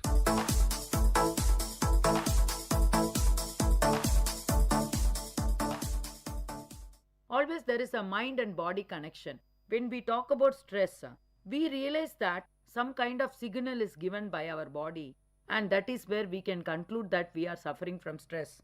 And the physical symptoms are the sleep pattern changes, and people are suffering due to fatigue, digestion changes, loss of sexual drive, headaches, infections, indigestion, dizziness, fainting, sweating and trembling, tingling hands and feet, breathlessness, palpitations, missed heartbeats. All this can be the physical symptoms. Say somebody biting their nails and somebody cannot stay in one place, or he's restless by showing different kinds of attitude at the same time. You can find these are all some of the physical symptoms we have seen. And the next is the mental symptoms. Mental symptoms, somebody we say in the class, physically present, mentally absent. That can be the mental symptoms. Lack of concentration, memory lapses, somebody forgets every time, and that is a very serious problem. Difficulty in making decisions, confusion always, disorientation, panic attacks. Say somebody is always having some kind of a panic attack, is a fear. He has prepared very well for the exam. He is having an exam fear. As soon as he goes inside the exam hall, the forehead is sweating a lot and his body is full of sweat because of the fear, because he feels that he will not get a easy question paper. As a result, he will fail in the exam. This kind of a negative thought is making them to suffer from panic attacks. So these are some of the mental symptoms. And there are also some behavioral symptoms where it can give signal about the stress. One is appetite changes, too much or too little. Eating disorders. Somebody takes a dozen of sweet and eats at the same time. Sometimes you have increased intake of alcohol and other drugs. I want to say frankly, some people wanted to forget the worry. They wanted to consume alcohol. But actually, in reality, after consuming alcohol, the stress is going to be very high.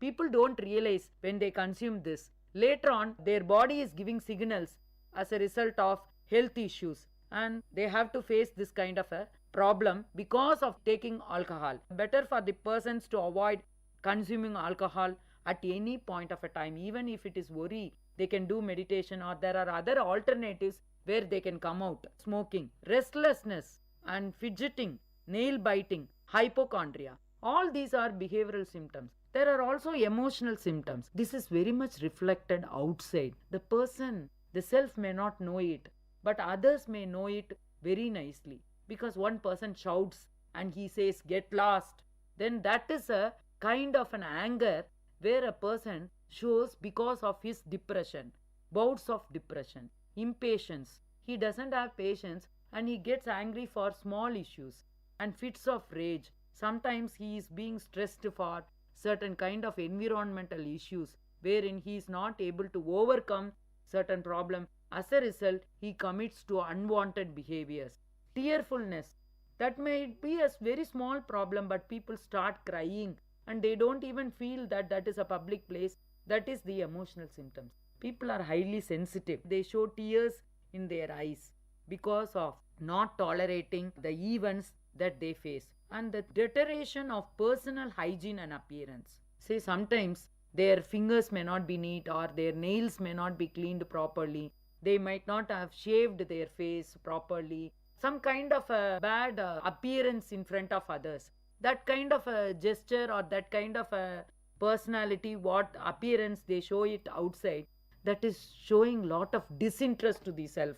You ask them, you talk to them, they will say, what is there in this life? They have reached to that kind of a depressed attitude. In such cases, somebody might be in anger. We can show emotions. Showing emotions is not at all a stress. But to a certain degree, as Aristotle has said, you can get angry to the right person, to the right degree, at the right time, to the right context, at the right place. This is what very important, as said by Aristotle. We can get angry, there is nothing wrong. But extreme degree of showing anything above a particular level to others, that can be called as an emotional disturbances or emotional symptoms. So as far as stress is concerned, if we are detecting all these symptoms, mental, physical, emotional, behavioral symptoms, we can be very sure that stress is caused due to what aspects. Then we can rectify it very easily. And stress can be easily found out with the body giving a signal. We always say that a person suffering from diarrhea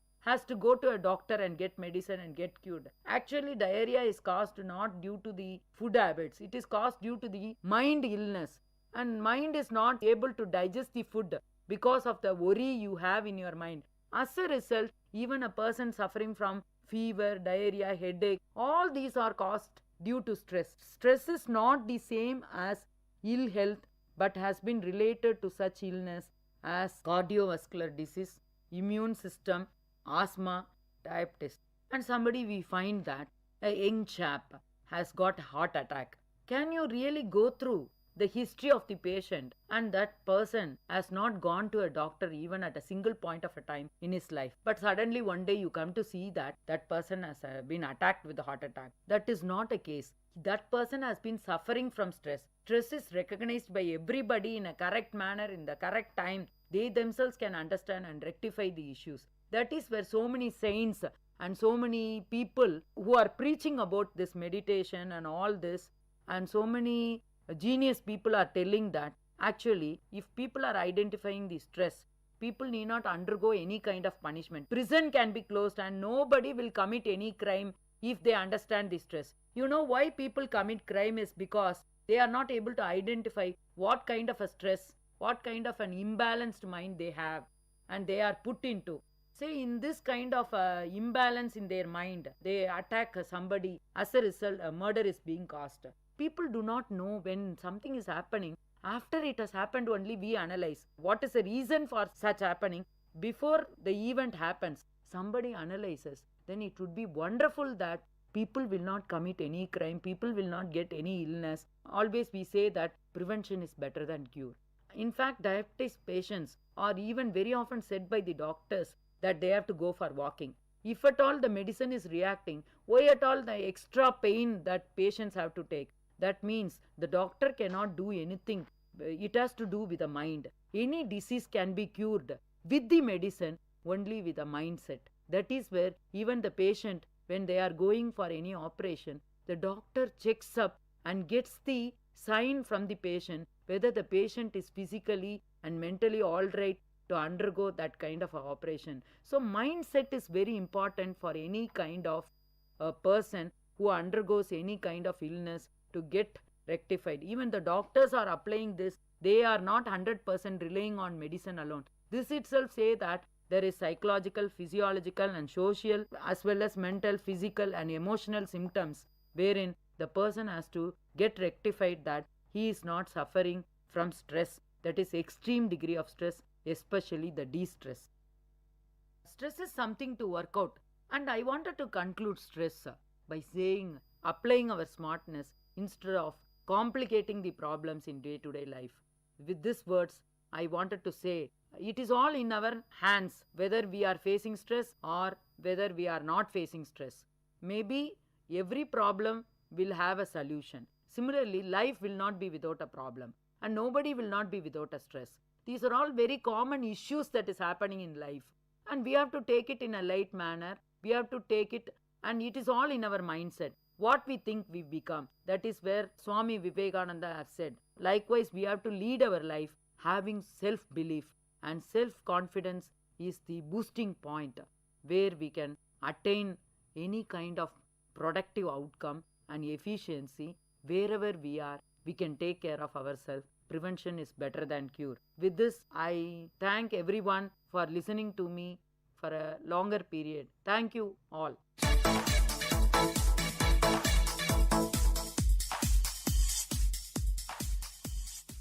Dear listeners, you've heard a noble lecture on stress management by Dr. Gomati, Senior Professor from VIT Business School, VIT University. I hope this lecture touched your thoughts with a noble notion. Tune into the Noble Lecture series of VIT Community Radio for another noble talk from eminent professors, researchers, and innovators from different fields. You are listening to VIT Community Radio 90.8 FM. Let the talks touch your thoughts with our noble notions. Exchange of ideas. The governments start hacking into your email addresses, start monitoring your phone calls, and that is the issue over here. The reason is quite clear. Basically, we have to fight against terrorism, and the best way to fight against terrorism. I think mass surveillance, the biggest problem with mass surveillance is generally not done towards its own populace. The keyword is not simply kill bomb, right? You can have different keyword XYZ, and whenever you find XYZ in a voicemail, intercept it and find out what they're saying. There is a distinction, there's a balancing act which you do between the rights and the protection of the people. People who are against mass surveillance, they keep on using this single word called privacy. 6 million Jews got killed and no one in the West had a clue about it. You give your reasons, what led you to being suspicious of this person. You tell for how long you are going to monitor this person. Hello VIT, welcome back to another exciting episode of An Exchange of Ideas. This is Anshuman Mishra along with Milan Chennai. Today we'll be discussing mass surveillance. This episode will be divided into two segments. In the first segment, we'll have a formal discussion to bring out the essentials regarding mass surveillance. The second will be a for and against session to help you decide whether we need mass surveillance in today's insecure world. With that, I would like to welcome our guests. Let's hear their intros. Hi everyone, my name is Trideep Ghosh. I'm a second year BTech ECE student. Hello everyone, my name is Devansh Gupta. I'm from Integrated MBA 4th year. Okay, the interesting thing about Devansh Gupta is that he's the president of Fifth Pillar. Okay, with that, I would like to kick off our discussion with the definition of mass surveillance. Mass surveillance refers to the pervasive surveillance of an entire or substantial fraction of the population. The surveillance is usually carried out by governments, but may also be done by corporations at the behest of governments or at their own initiative. It may or may not be legal. Now, mass surveillance has often been claimed by its proponents as necessary to fight terrorism, to prevent social unrest, to protect national security, and other reasons. So now let's get into the forms of mass surveillance.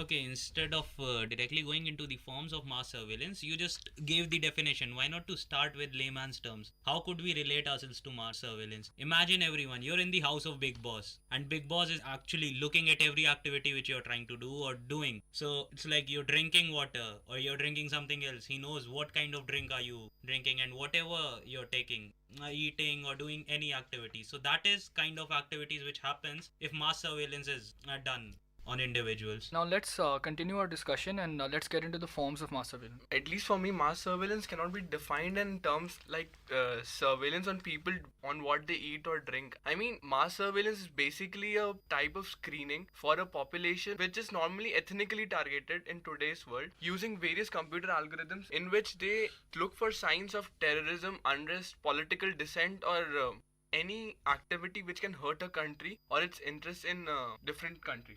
To understand this discussion better, we need to classify mass surveillance and the types of mass surveillance, in the sense that there is a class of mass surveillance which includes traffic cameras, CCTV cameras as such, which is basically for the protection of the people and basically to maintain law and order and say traffic rules and stuff like that. And that is a kind of mass surveillance which generally the populace is agreeable with. The problem with mass surveillance occurs when the governments start hacking into your email addresses, start monitoring your phone calls, and that is the issue over here. So insofar as those kinds of surveillances are, and also there's a third category where various corporates and various private institutions monitor your Facebook accounts and your various social networking accounts and basically analyze what your preferences are and accordingly give you or provide you with products. Now, this is going to be the discussion. We need to see the ethicality, ethics and morals into this. It might be agreeable. We do not at this point see why it is wrong, but nevertheless, the problem occurs when people infringe on your privacy, and that is where the discussion is going to be about. Let me just extend Neil's point. Neil discussed the traditional forms which were employed before the digital revolution, and he went on to the forms that are employed today. Forms which actually make surveillance a mass phenomena. That is intercepting internet traffic. So after that, there are some other methods as well. Those are aerial surveillance, in which they have usually which involves visual imagery from an airborne vehicle, and you have satellite imagery. And one thing that we all missed here was that of human operatives. When a country sets up an intricate network, or let's say a large network of spies in another country, or sets up informants within an organization to provide them information about that country or that organization. Let's say the starting point of all surveillance, and it is present till today. Anshuman, I would like to add one more type of surveillance, that is biometric. And there's one more thing. The government is also taking initiatives to keep track of people's locations via GPS sensors in their phones, GPS software in their phones. No, that is something which is done primarily covertly and not overtly. It is also probably done when people are under suspicion. So I don't think that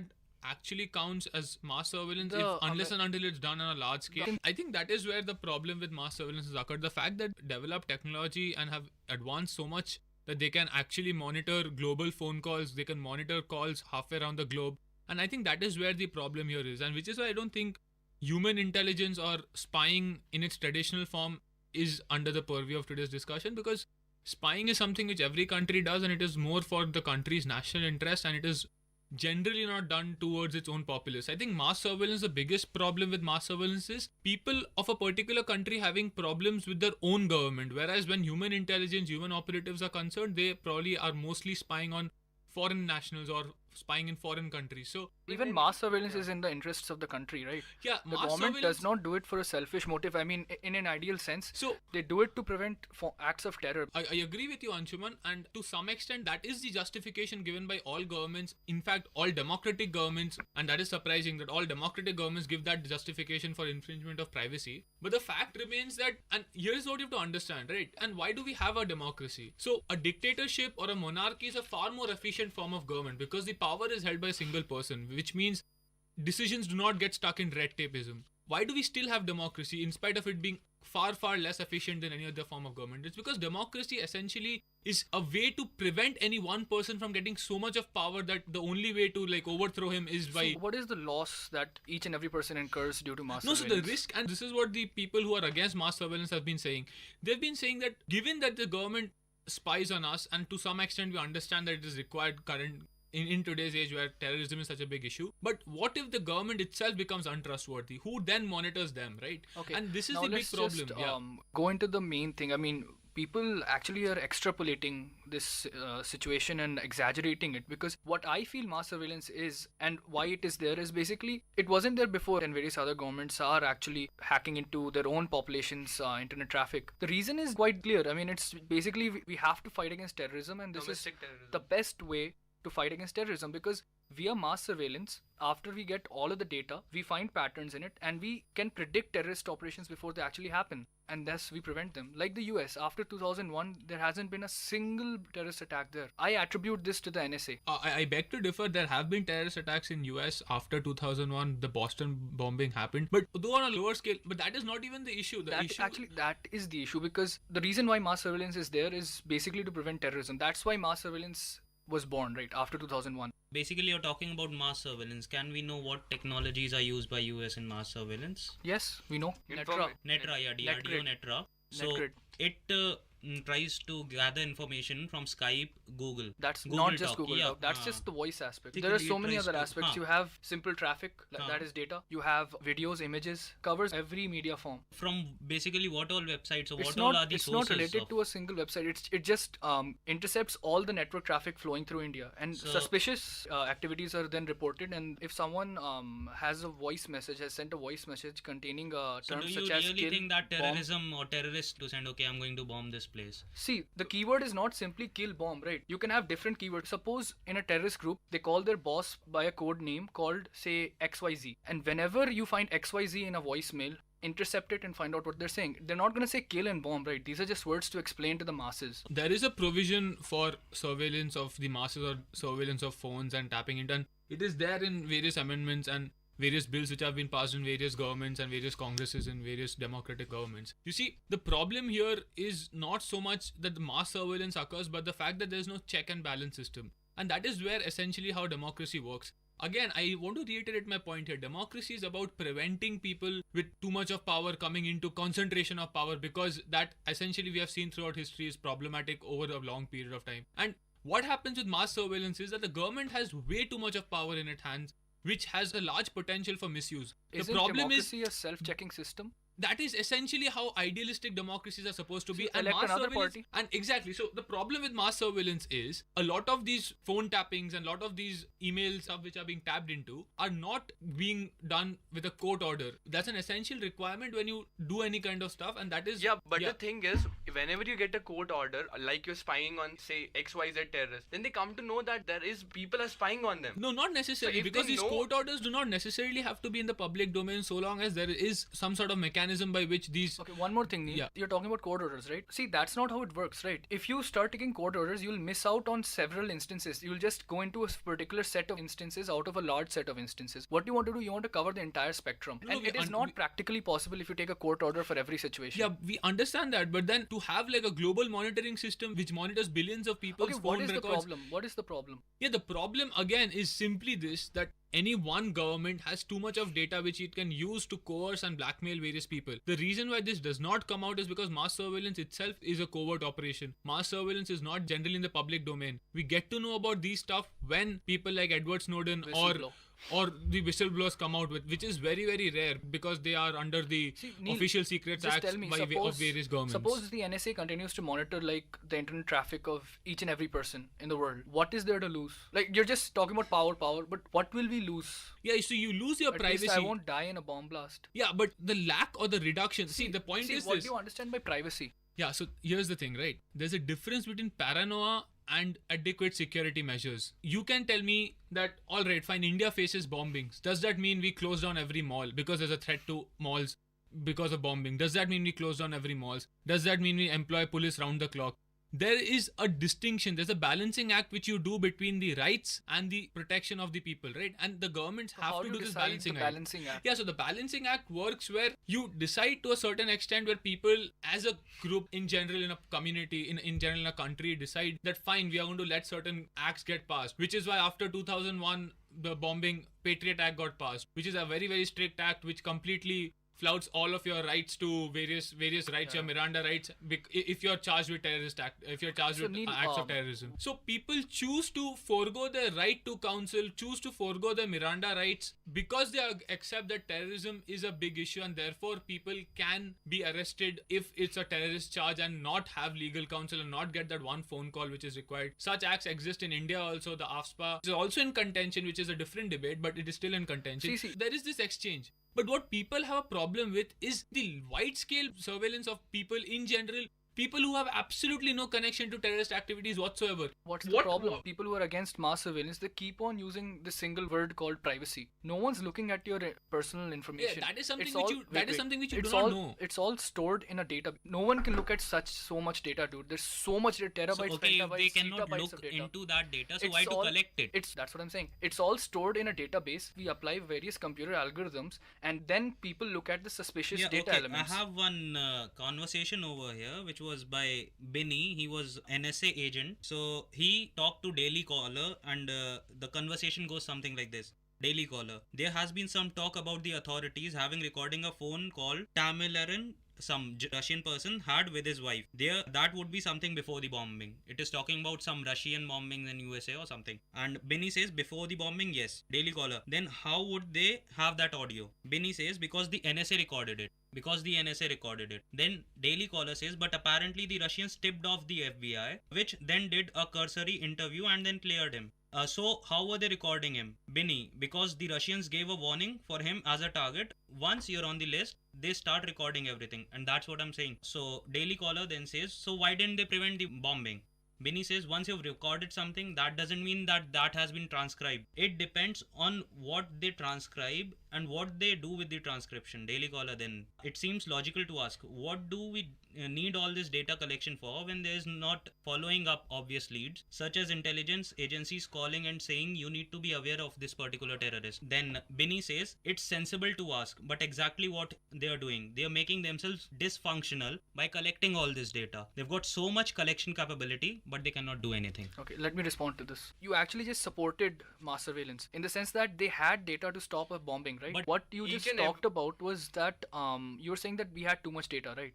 So if we have too much data, that means the thing is that we have so much data and we're preventing terrorist acts using that data. How was it prevented? See, every time a terrorist act is prevented, the public doesn't get to know, right? Every time an operation fails, you get to know. So you have no idea how many terrorist attacks have been prevented by the use of mass surveillance. Exchange of ideas. By accessing the data which we talk daily, as in on Facebook or whatever. So do you think that it can prevent terrorism? Because in the big picture, yes. But all these informations contain only 0.4 or even less than that % of the internet data. Or what they talk in is kind of known as the undernet, which has been mentioned in various books by security agencies. So what is your view on that? So shouldn't they try to focus on that undernet, not on the internet, which consists of most of the internet? See, enemies of the state, not all of them will be, conversing on the undernet, right? Yeah, but mostly if I'm going to bomb someplace, I'm not going to talk it on Facebook. Yes, they do. You can find some dedicated terrorist websites on the internet. Yeah, so it's not Facebook, you mean to say? No, it's not Facebook. And would that be encrypted and stored as encrypted in a very... Saying is that there are some terrorist websites on the internet itself. And can you search it on Google? Yes, you can find them. See, understand this. Just because there is no information about wrongdoing doesn't mean wrongdoing in and of itself doesn't exist. Understand this. During World War II, no one had any idea that Jews were being killed in mass numbers in Nazi Germany till the time they did not lose the war. For 5 to 6 years, Jews were regularly killed in concentration camps. 6 million Jews got killed and no one in the West had a clue about it till the time they didn't actually go and sort of go into Germany and find and see those camps and then realize the horrors that were committed there. Understand this. Any government which has so much of power can essentially create a media blackout in today's age where absolutely no information about any wrongdoing will come out. And this is especially problematic because in the media, it is not known what kinds of acts are being committed. If you want to understand, you can look at various TV shows which give you a glimpse of what could possibly happen, and I think everyone would agree that it is wrong. When you look at the various movies, when you look at the Will Smith movie, Enemy of the State, and you could see what could happen, right? And we have seen various Western movies made by various Hollywood directors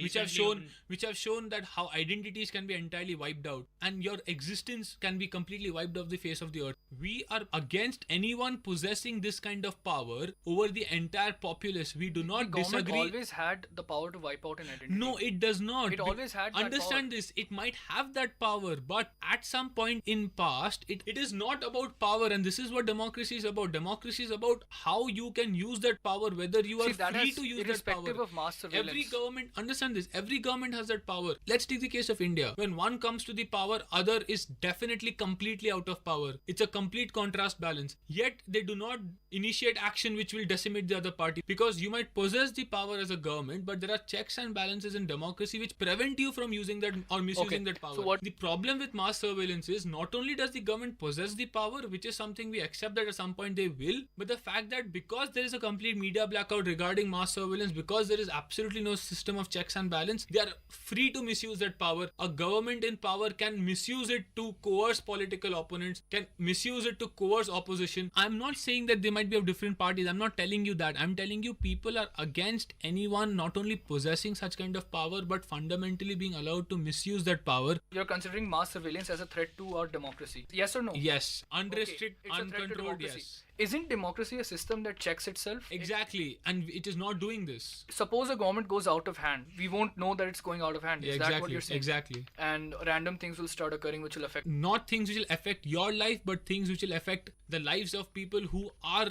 intrinsic to the process, and some things which you will not get to know about. So because how do you propose to put a check? I'm just asking for a basic philosophy. Exactly, right. So when someone has to, say, monitor a senator's house in the US, or someone has to monitor a politician, There are various court procedures which he or she has to go through. He or she, that is not the problem, because that information is not privy to the public. So the person who's being monitored does not know. For court permissions for every... Court means there is a written record that you are putting this person under surveillance for so and so reasons. Here is the thing. You give your reasons. You give what led you to being suspicious of this person. You tell for how long you are going to monitor this person. That's fine. You tell to the level of monitoring. That's not what we were talking about. Gathering data. The process you undergo after gathering data. Yeah, even data gathering. So how would you know that a person is doing a wrong act without getting data about them? Get that data is fun thing, but how much of data and who all data you want? You and me just differ on the level. I differ on the current level. You say that at certain future level, if the government completely monitors every act. I differ on the level in the sense that I'm not a policy maker, but my view, my opinion is that the government should have a right to analyze all the data that flows into a country and flows out of it, internet traffic, but it does not have a right to monitor people without court orders. Based on this data, if they have a legal basis to monitor a person, they should pursue that person. Otherwise, if they do not, but they have to have, authority over all the data that flows in and out of a country in order to decide whether they should monitor particular persons. That's my view. Because without that, you don't have a holistic picture of what's going on. You have no idea what's going on in certain places which you're not monitoring. You have to monitor them. In today's age, today's insecure world, where a single war can just finish off 2 countries or the whole world for that, you have to take some extreme measures. Fine, I mean, we fundamentally differ on that. I don't think we'll come to a conclusion. So I think, there is nothing left, to stay in Now that we've had the debate, and now with that, I would like to end today's episode. I hope you guys had a nice time, and you guys can now make up your mind on where you stand on mass surveillance. Thank you for tuning into VIT Community Radio 90.8 FM.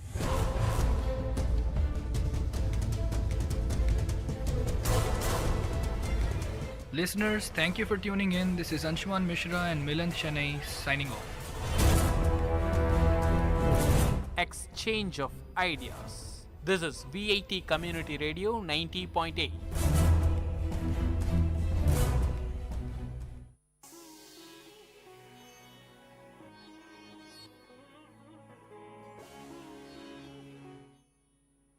வணக்கம் நேயர்களே, இது VIT பண்பலை 90.8. இந்த நிகழ்ச்சி அறிவோம் ஆயிரம். அறிவோம் ஆயிரம் நிகழ்ச்சியில் ஒவ்வொரு நாளும் ஒவ்வொரு துறை சார்ந்த பல்வேறு தகவல்களை உங்களுக்காக கொடுத்துட்டு இருக்கோம். அந்த வகையில் இன்னைக்கு எந்த துறை சார்ந்த தகவல்கள்லாம் கொண்டு வந்திருக்கோம் அப்படின்னு நீங்கள் யோசிச்சுட்டே இருங்க. நான் உங்கள் அன்பு தோழன் கேபி ஆனந்த், என்னுடன் இணைந்திருப்பது சுரேஷ் போஸ், ரஞ்சித் குமார், நித்யராஜ்.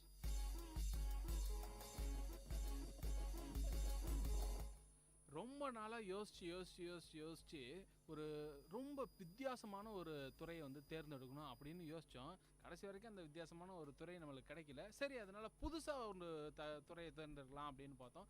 புதுசாக அப்படின்னோன்னு புதுசு பழசு சரி எல்லாத்தையுமே நம்ம புதுசாக யோசிச்சு செய்கிறோம். புதுப்பிக்கிற மாதிரி ஏதாவது கிடைக்குமா அப்படின்னு தேடணும்.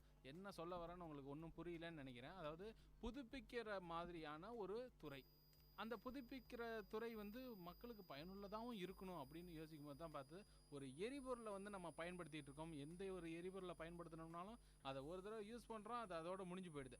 ஆனால் அந்த எரிபொருளை வந்து மீண்டும் பயன்படுத்துகிற மாதிரியான ஒரு எரிபொருளாக இருந்ததுன்னா எப்படி இருக்கும்? ரொம்ப அற்புதமாக இருக்கும்ல. அதாவது இன்றைக்கி நம்ம டீசல் யூஸ் பண்ணுறோம், ஒரு தடவை வண்டி ஓட்டிகிட்டு போயிட்டோம், அதோட முடிஞ்சு போச்சு. அந்த டீசலை திரும்ப நம்மளால் கொண்டு வர முடியாது. ஆனால் அதுவே ஒரு எரிசக்தி இது மாதிரி இருக்கிறத திரும்பவும் நம்மளால் கொண்டு வர முடியும் அப்படின்னா ரொம்ப இன்ட்ரெஸ்டிங்காக இருக்குல்ல.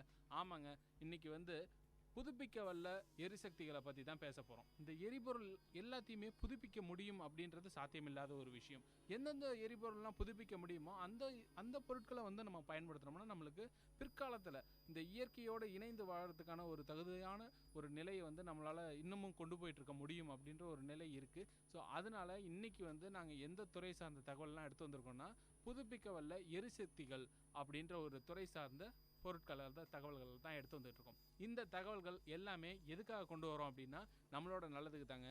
இன்றைக்கி நம்மளோட தலைமுறையில் நம்ம வந்து ஒவ்வொரு எரிபொருளையும் தேடி கண்டுபிடிச்சி பயன்படுத்திகிட்டு இருக்கோம். இன்றைக்கி நம்ம பயன்படுத்துகிறத அதோட முடிச்சிட்டோம் அப்படின்னா அடுத்த தலைமுறைக்கு பயன்படுத்துறதுக்கு எரிபொருள் இருக்காது. ஸோ அப்படி இல்லாமல் போகக்கூடிய அந்த ஒரு சூழ்நிலை வரக்கூடாதுன்றதுக்காக எந்தெந்த சக்திகள்லாம் என்றைக்குமே அழிஞ்சு போகாது, திரும்பவும் அதை வந்து திரும்ப மீட்டெடுத்துக்கலாம் அப்படின்ற மாதிரியான எரிசக்திகளை மட்டுமே நம்ம பயன்படுத்துவோம் அப்படின்ற ஒரு சிறப்பான ஒரு தகவலோடு தான் இன்றைக்கி வந்து இந்த அறிவோம் ஆயிரம் நிகழ்ச்சியில் வந்திருக்கோம். ஸோ சுரேஷ் போஸ் இருக்காங்க, ரஞ்சித் இருக்கார், நித்யராஜ் சார் இருக்காங்க. எல்லாருமே என்னென்ன தகவல் கொண்டு வந்திருக்காங்கன்னு இப்போ தெரிஞ்சுக்கலாம். இப்போது ரினியூவபிள் ரிசோர்ஸஸ்ன்னு சொல்லும் போது ஏற்கனவே இருக்கிற ரிசோர்ஸ் வந்து இப்போ காலியாகிற சூழ்நிலை இருக்குது. இதுக்கப்புறம் என்ன பிரச்சனை வரும் அப்படின்ட்டு யோசிக்கும் போது தான் வந்து நம்ம இயற்கையிலேருந்தே எரிசக்தி எடுக்கலாம். இப்போ மாற்று மின்சக்தி ஆல்டர்னேட்டிவ்னு சொல்கிற மாதிரி இப்போ இயற்கையிலேருந்து நம்ம எடுக்கிறது பொதுவாக பார்த்தீங்கன்னா சோலார், அப்புறம் விண்ட் எனர்ஜி இதெல்லாம் எடுத்துகிட்ருக்கோம். அதோட மாற்று கருத்து இன்றைக்கி வந்து பல விஷயங்கள் இன்றைக்கி சோலாருக்கு ட்ராபேக்ஸ் பார்த்தீங்கன்னா எல்லா இடத்துலையும் சோலார் யூஸ் பண்ணுறாங்க. ஆனால் அந்த க்ளவுடியான மூமெண்ட்டில் மற்றபடி வந்து இந்த மழை பெய்ய காலத்துலாம் வந்து நம்ம யூஸ் பண்ண முடியாது. அதுக்காக தான் இன்றைக்கி வந்து விஞ்ஞானபூர்வமாக வந்து நம்ம ஸ்பேஸில் இப்போ சேட்டலைட் இருக்குது பார்த்தீங்களா, அதில் வந்து சோலார் பிளேட்ஸை வச்சு சூரியன் எந்த இடத்துல டிகிரியில் இருக்கோ அந்த இடத்துலலாம் அந்த சேட்டலைட்டை ட்ராவல் பண்ணி பிறகு நம்மக்கிட்ட கொண்டு வராங்க. அதாவது லேசர் லைட் மூலமாக அந்த வந்து சூரிய எனர்ஜியை வந்து கொண்டு வந்து நம்ம பூமியில் இருக்கிறவங்க எல்லாருக்கும் பயன்படுத்துகிற அளவுக்கு அது வந்து இப்போ டெக்னாலஜி வளர்ந்துருக்கு. அடுத்து வந்து சூரிய மின்சக்தி கடந்து நம்ம அடுத்து விண்ட் எனர்ஜி பார்க்குறோம். விண்ட் எனர்ஜின்றது நம்ம அந்த காற்றடிக்கிற நேரத்தில் மட்டும் தான் நம்ம பயன்படுத்த முடியும். ஆனால் அதையும் தாண்டி இன்றைக்கி டெக்னாலஜி வளர்ந்ததில் இந்த ட்ரெயின் போகுது பார்த்தீங்களா, இந்தியாவில் வந்து அதிகமான யூஸ் பண்ணுற டிரான்ஸ்போர்ட் ட்ரெயின் தான். அந்த ட்ரெயினோட அந்த ஸ்பீடை வச்சு அந்த ட்ராக் ஓரமாக வந்து எல்லா இந்த ஃபேன்ஸை வச்சோம்னா அந்த இடத்துலேருந்து நம்ம தயாரிக்க முடியும்னு சொல்லிட்டு ஒரு தனியார் கல்வி நிறுவனம் வந்து கண்டுபிடிச்சி சொல்லியிருக்காங்க. அதான் நீங்கள் சொன்ன மாதிரி வந்து விண்ட் எனர்ஜி, சோலார், இப்போ தெர்மல் எனர்ஜி இருக்குது, ஹீட்டு மூலிமா வந்து கரண்ட் ப்ரொடியூஸ் பண்ணுறது. அப்புறம் பார்த்திங்கன்னா இந்த நீர்வீழ்ச்சி அந்த மாதிரி இடங்கள், அந்த மாதிரி இடங்களில் கூட வந்து தண்ணி மூலிமா கூட வந்து அது வர்ற ஃபோர்ஸை வச்சு கூட வந்து நிறைய இடத்துல கரண்ட் இது பண்ணுறாங்க. இது கரண்ட்டு மட்டும் கிடையாது, அது மட்டும் இல்லாமல் எரிசக்தி. இப்போ ட்ரெயினு கூட பார்த்திங்கன்னா வந்து என்ன சொல்கிறது, நம்ம அந்த விளக்கெண்ணன்னு சொல்லுவோம் இல்லையா, அது மூலிமா கூட வந்து அதில் டீசல் ரெடி பண்ணி ஆமணக்கு எண்ணெய்ன்னு சொல்லுவாங்க இல்லையா, ஆமணக்கு எண்ணெய் அதில் மூலிமா கூட வந்து டீசல்ஸ்க்கு யூஸ் பண்ணுறாங்க. அது மூலிமா பார்த்திங்கன்னா வந்து ஓரளவுக்கு வந்து அந்த சோர்ஸை நம்ம வந்து கொஞ்சமாக யூஸ் பண்ணுறோம். சோலார் எடுத்துக்காட்டாக பார்த்திங்கன்னா இன்றைக்கி விஐடியில் கூட வந்து நம்ம சோலார் யூஸ் பண்ணிகிட்ருக்கோம். நிறையா இடத்துல சோலார் யூஸ் பண்ணிகிட்ருக்கோம். பெரிய பெரிய கிச்சன்ஸ்லாம் பார்த்திங்கன்னா வந்து நிறையா டிவோஷனல் சென்டர்ஸ் வந்து நிறையா இடத்துல இருக்குது. அங்கே வந்து நிறையா அன்னதானம் அந்த மாதிரியான விஷயம் வந்து யூஸ் பண்ணுறாங்க. ஸோ அங்கெல்லாம் என்ன யூஸ் பண்ணுறாங்கன்னா கரண்ட்டோ இல்லை வந்து மற்ற எனர்ஜி வந்து ரொம்ப வந்து அங்கே வந்து கம்மியாக இருக்கும். ரொம்ப யூசேஜ் பண்ணும்போது காஸ்ட் அதிகமாகும். ஸோ வந்து முன்னாடியே பிளான் பண்ணிவிடுவாங்க, இந்த இடத்துல வந்து ஒரு பெரிய சோலார் இது வரணும். சோலார் மூலிமா வர்ற கரண்ட்டு மூலிமா இது தயாரித்து கரண்ட் தயாரிக்கிறாங்க. அது மூலிமா வந்து சமைக்க வந்து ஸ்டீம் மூலிமா வந்து உணவு அந்த மாதிரியான விஷயங்கள்லாம் வந்து பல இடத்துல தயாரிச்சிட்ருக்காங்க. இப்போ வந்து அதனுடைய அவேர்னஸ் ஓரளவு கம்மியாக இருக்குது. ஸோ போக போக போக வந்து அதனுடைய இன்க்ரீஸ் ஆகிட்டே தான் இருக்கும். ஏன்னா இப்போ நம்ம ரினியூவபிள் ரிசோர்ஸ்னு சொல்லும்போது நம்ம அது இன்ஸ்டலேஷன் சார்ஜ் வந்து அதிகமாகுது, ரொம்ப எக்ஸ்பென்சிவாக இருக்குது. இப்போ இருக்கிற பெட்ரோல் டீசலை காட்டில வந்து அது அதிகமாக இருக்குது. ஆனால் அதோட பயன் பார்த்திங்கன்னா நமக்கு லாங் லாஸ்ட் ரொம்ப அதிகமான வரும். நமக்கு அது செலவும் கம்மி, இந்த சுற்றுச்சூழலுக்கு எந்த பாதிப்பு இல்லாமல் கண்டிப்பாக இருக்குது. அது மட்டும் இல்லாமல் வந்து நம்ம இந்த விண்ட் எனர்ஜியை பற்றி பேசவே இல்லை. விண்ட் எனர்ஜி வந்து பார்த்திங்கன்னா நிறைய இடத்துல யூஸ் ஆகுது. கன்னியாகுமரியில் தான் வந்து ரொம்ப பெரிய ஒரு விண்ட் மில் வச்சுருக்காங்க. முப்பாண்டல் அப்படின்ற ஒரு இடத்துல வந்து ஒரு சின்ன கிராமத்தில் வீடுகளை விட வந்து விண்ட் மில்ஸ் வந்து ரொம்ப நிறைய இருக்குது அப்படின்னு சொல்லியிருக்காங்க. அது வந்து ரொம்பவே ஒரு முக்கியமான ஒரு எனர்ஜி அப்படின்னு சொல்லலாம். ரெனியூவபிள் எனர்ஜி அப்படின்னு பார்க்கும்போது நம்ம அந்த ஹைட்ரோ எலக்ட்ரிக்கை பற்றி பேசி ஆகணும். நிதி சார் சொன்னார் நீர்வீழ்ச்சிலலாம் வந்து கிடைக்கும் அப்படின்னு சொல்லிட்டு. நிறைய ஆறுகள்லேயும் வந்து அந்த மாதிரி சில கரண்ட்டுகள் எடுக்கிறாங்க, கடல்லிருந்து கூட எடுக்கிறாங்க அப்படின்னு சொல்லி நான் கேள்விப்பட்டிருக்கேன். இந்த விண்ட் எனர்ஜி பற்றி சொன்னீங்க, இந்த காற்றாலையை வச்சு தயாரிக்கிறது, அந்த சொன்ன கிராமத்தில் வந்து அது சிறு தொழிலாகவே பண்ணிகிட்ருக்காங்க. இப்போ சிறு சிறு முதலாளிகள்லாம் வந்து ஒரு விண்டு அந்த பிளான்ட்டை லான்ச் பண்ணி அதை கவர்மெண்ட்டுக்கு விற்றுட்ருக்காங்க. அது சரி, இப்போது இவ்வளோ விஷயங்கள் சொல்கிறீங்க, எல்லாமே ரொம்ப பெருசாக இருக்குது.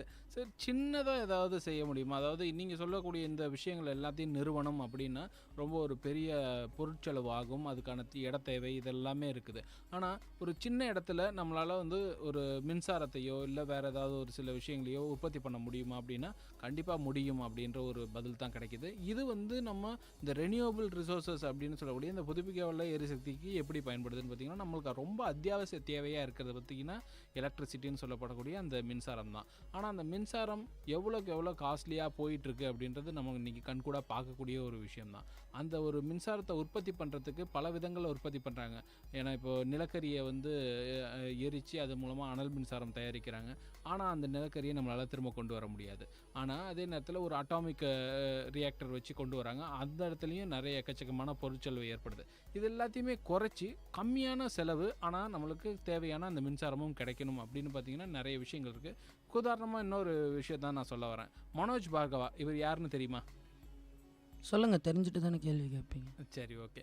மனோஜ் பார்கவா அப்படின்றவர் பார்த்தீங்கன்னா ஒரு இந்தியன், அமெரிக்காவில் செட்டில் ஆனவர். அவர் வந்து ஒரு பிஸ்னஸ்மேன். இவருக்கு நிறைய விஷயங்களில் இன்ட்ரெஸ்ட் இருக்குது. ஸோ இந்த நிறைய விஷயங்களில் இன்ட்ரெஸ்ட் மூலமாக என்ன பண்ணார், இவர் வந்து ஒரு கம்பெனி ஆரம்பித்தார். அந்த கம்பெனி வந்து பார்த்திங்கன்னா ஒரு சோஷியல் சர்வீஸ் அப்படின்ற மாதிரியான ஒரு விஷயத்துலையும் தலையிடணும் அப்படின்ட்டு முடிவு பண்ணி அவங்க என்ன பண்ணாங்க, ஒரு சைக்கிள் கண்டுபிடிச்சாங்க. என்ன சைக்கிள் கண்டுபிடிச்சாங்க அப்படின்னும் போது, சைக்கிள் வந்து அவங்க ஒரே இடத்துல தான் இருக்கும், எங்கேயும் போகாது. ஒரு இடத்துலேருந்து இன்னொரு இடத்துக்கு போகிறதுக்கு தான் சைக்கிளே கண்டுபிடிப்பாங்க. ஆனால் அவங்க கண்டுபிடிச்சிருக்க சைக்கிள் எங்கேயும் போகாது, அதே இடத்துல தான் இருக்கும். ஆனால் உலகம் முறை எல்லா இடத்துலையும் அந்த சைக்கிளை நிறுவனம்னு அவங்க ஆசைப்படுறாரு. ஸோ அப்படி அந்த சைக்கிளை நிறுவி அந்த சைக்கிளை மிதிக்கிறது மூலமாக 1 மணி நேரம் அந்த சைக்கிளை மிதித்தோம்னா நம்மளுக்கு 24 மணி நேரம் நம்ம வீட்டுக்கு தேவையான மின்சார வசதி வந்து கிடைக்கும். அது வந்து அந்த சைக்கிள் ப்ரொடியூஸ் பண்ணும் அப்படின்ற மாதிரியான ஒரு கான்செப்டில் அந்த சைக்கிளை ப்ரொடியூஸ் பண்ணியிருக்காரு. இவர் பார்த்திங்கன்னா சாதாரணமாக நம்ம இந்தியாவில் இருக்கக்கூடிய ஒரு நகரம் லக்னோன்னு சொல்லக்கூடிய இந்த நகரத்தில் தான் பிறந்தார்.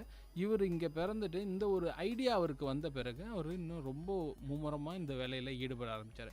இன்றைக்கி நம்ம மார்ச் மாதம் நம்ம இந்தியாவில் இந்த சைக்கிள்ஸ் வந்து இங்கே வர ஆரம்பிச்சிருச்சு. மார்ச் மாதத்துலேருந்து 2016 மார்ச்லேருந்து நம்மளுக்கு இந்த சைக்கிளை வந்து இந்தியாவுக்கு கொண்டு வந்துட்டார். இவர் வந்து இதை ஒரு உறுதிமொழியோடு எடுத்துக்கிறார். எப்படின்னா ஒவ்வொரு கிராமங்களையும் இவர் வந்து ஃபோக்கஸ் பண்ணுறாரு. ஸோ இந்த சைக்கிளுக்கு இவங்க வந்து கிராமத்தை ஏன் ஃபோக்கஸ் பண்ணுறாங்கன்னா, இன்னை வரைக்கும் இந்தியாவில் மின்சார வசதி பெறாத கிராமங்கள்னு இன்னமும் நிறையா இருந்துக்கிட்டு தான் இருக்குது. ஸோ இந்த மாதிரியான கிராமங்களை எல்லாம் ஃபோக்கஸ் பண்ணி இந்த புதுப்பிக்க வல்ல ஒரு எரிசக்தியை உண்டாக்குறதுக்கு அவர் வந்து இன்னொரு அடுத்த நிலைக்கு போயிருக்காருன்னு தான் சொல்லலாம். ஏன்னா இதுக்கு ரொம்ப கடுமையான ஒரு சில பாதைகள் இருக்கும் ஒரு சில கிராமங்கள் அடையிறதுக்கு. ஸோ அந்த மாதிரி இடங்களுக்கு வந்து நம்ம சாதாரணமான ஒரு முறையில் கொண்டு போய் அந்த கரண்ட்டை கொண்டு போக முடியாது. கேபிள்ஸ் போட முடியாது, மரங்கள் நட முடியாது. இந்த மாதிரி பிரச்சனைகள் நிறைய இருக்குது. ஆனால் ஒரு சின்ன சைக்கிள், அந்த சைக்கிள் அங்கே எடுத்து போயிட்டு அங்கே வந்து இன்ஸ்டால் பண்ணிவிட்டு கரண்ட்டை ப்ரொடியூஸ் பண்ணுறதுன்றது ரொம்ப சாதாரணமான விஷயம்.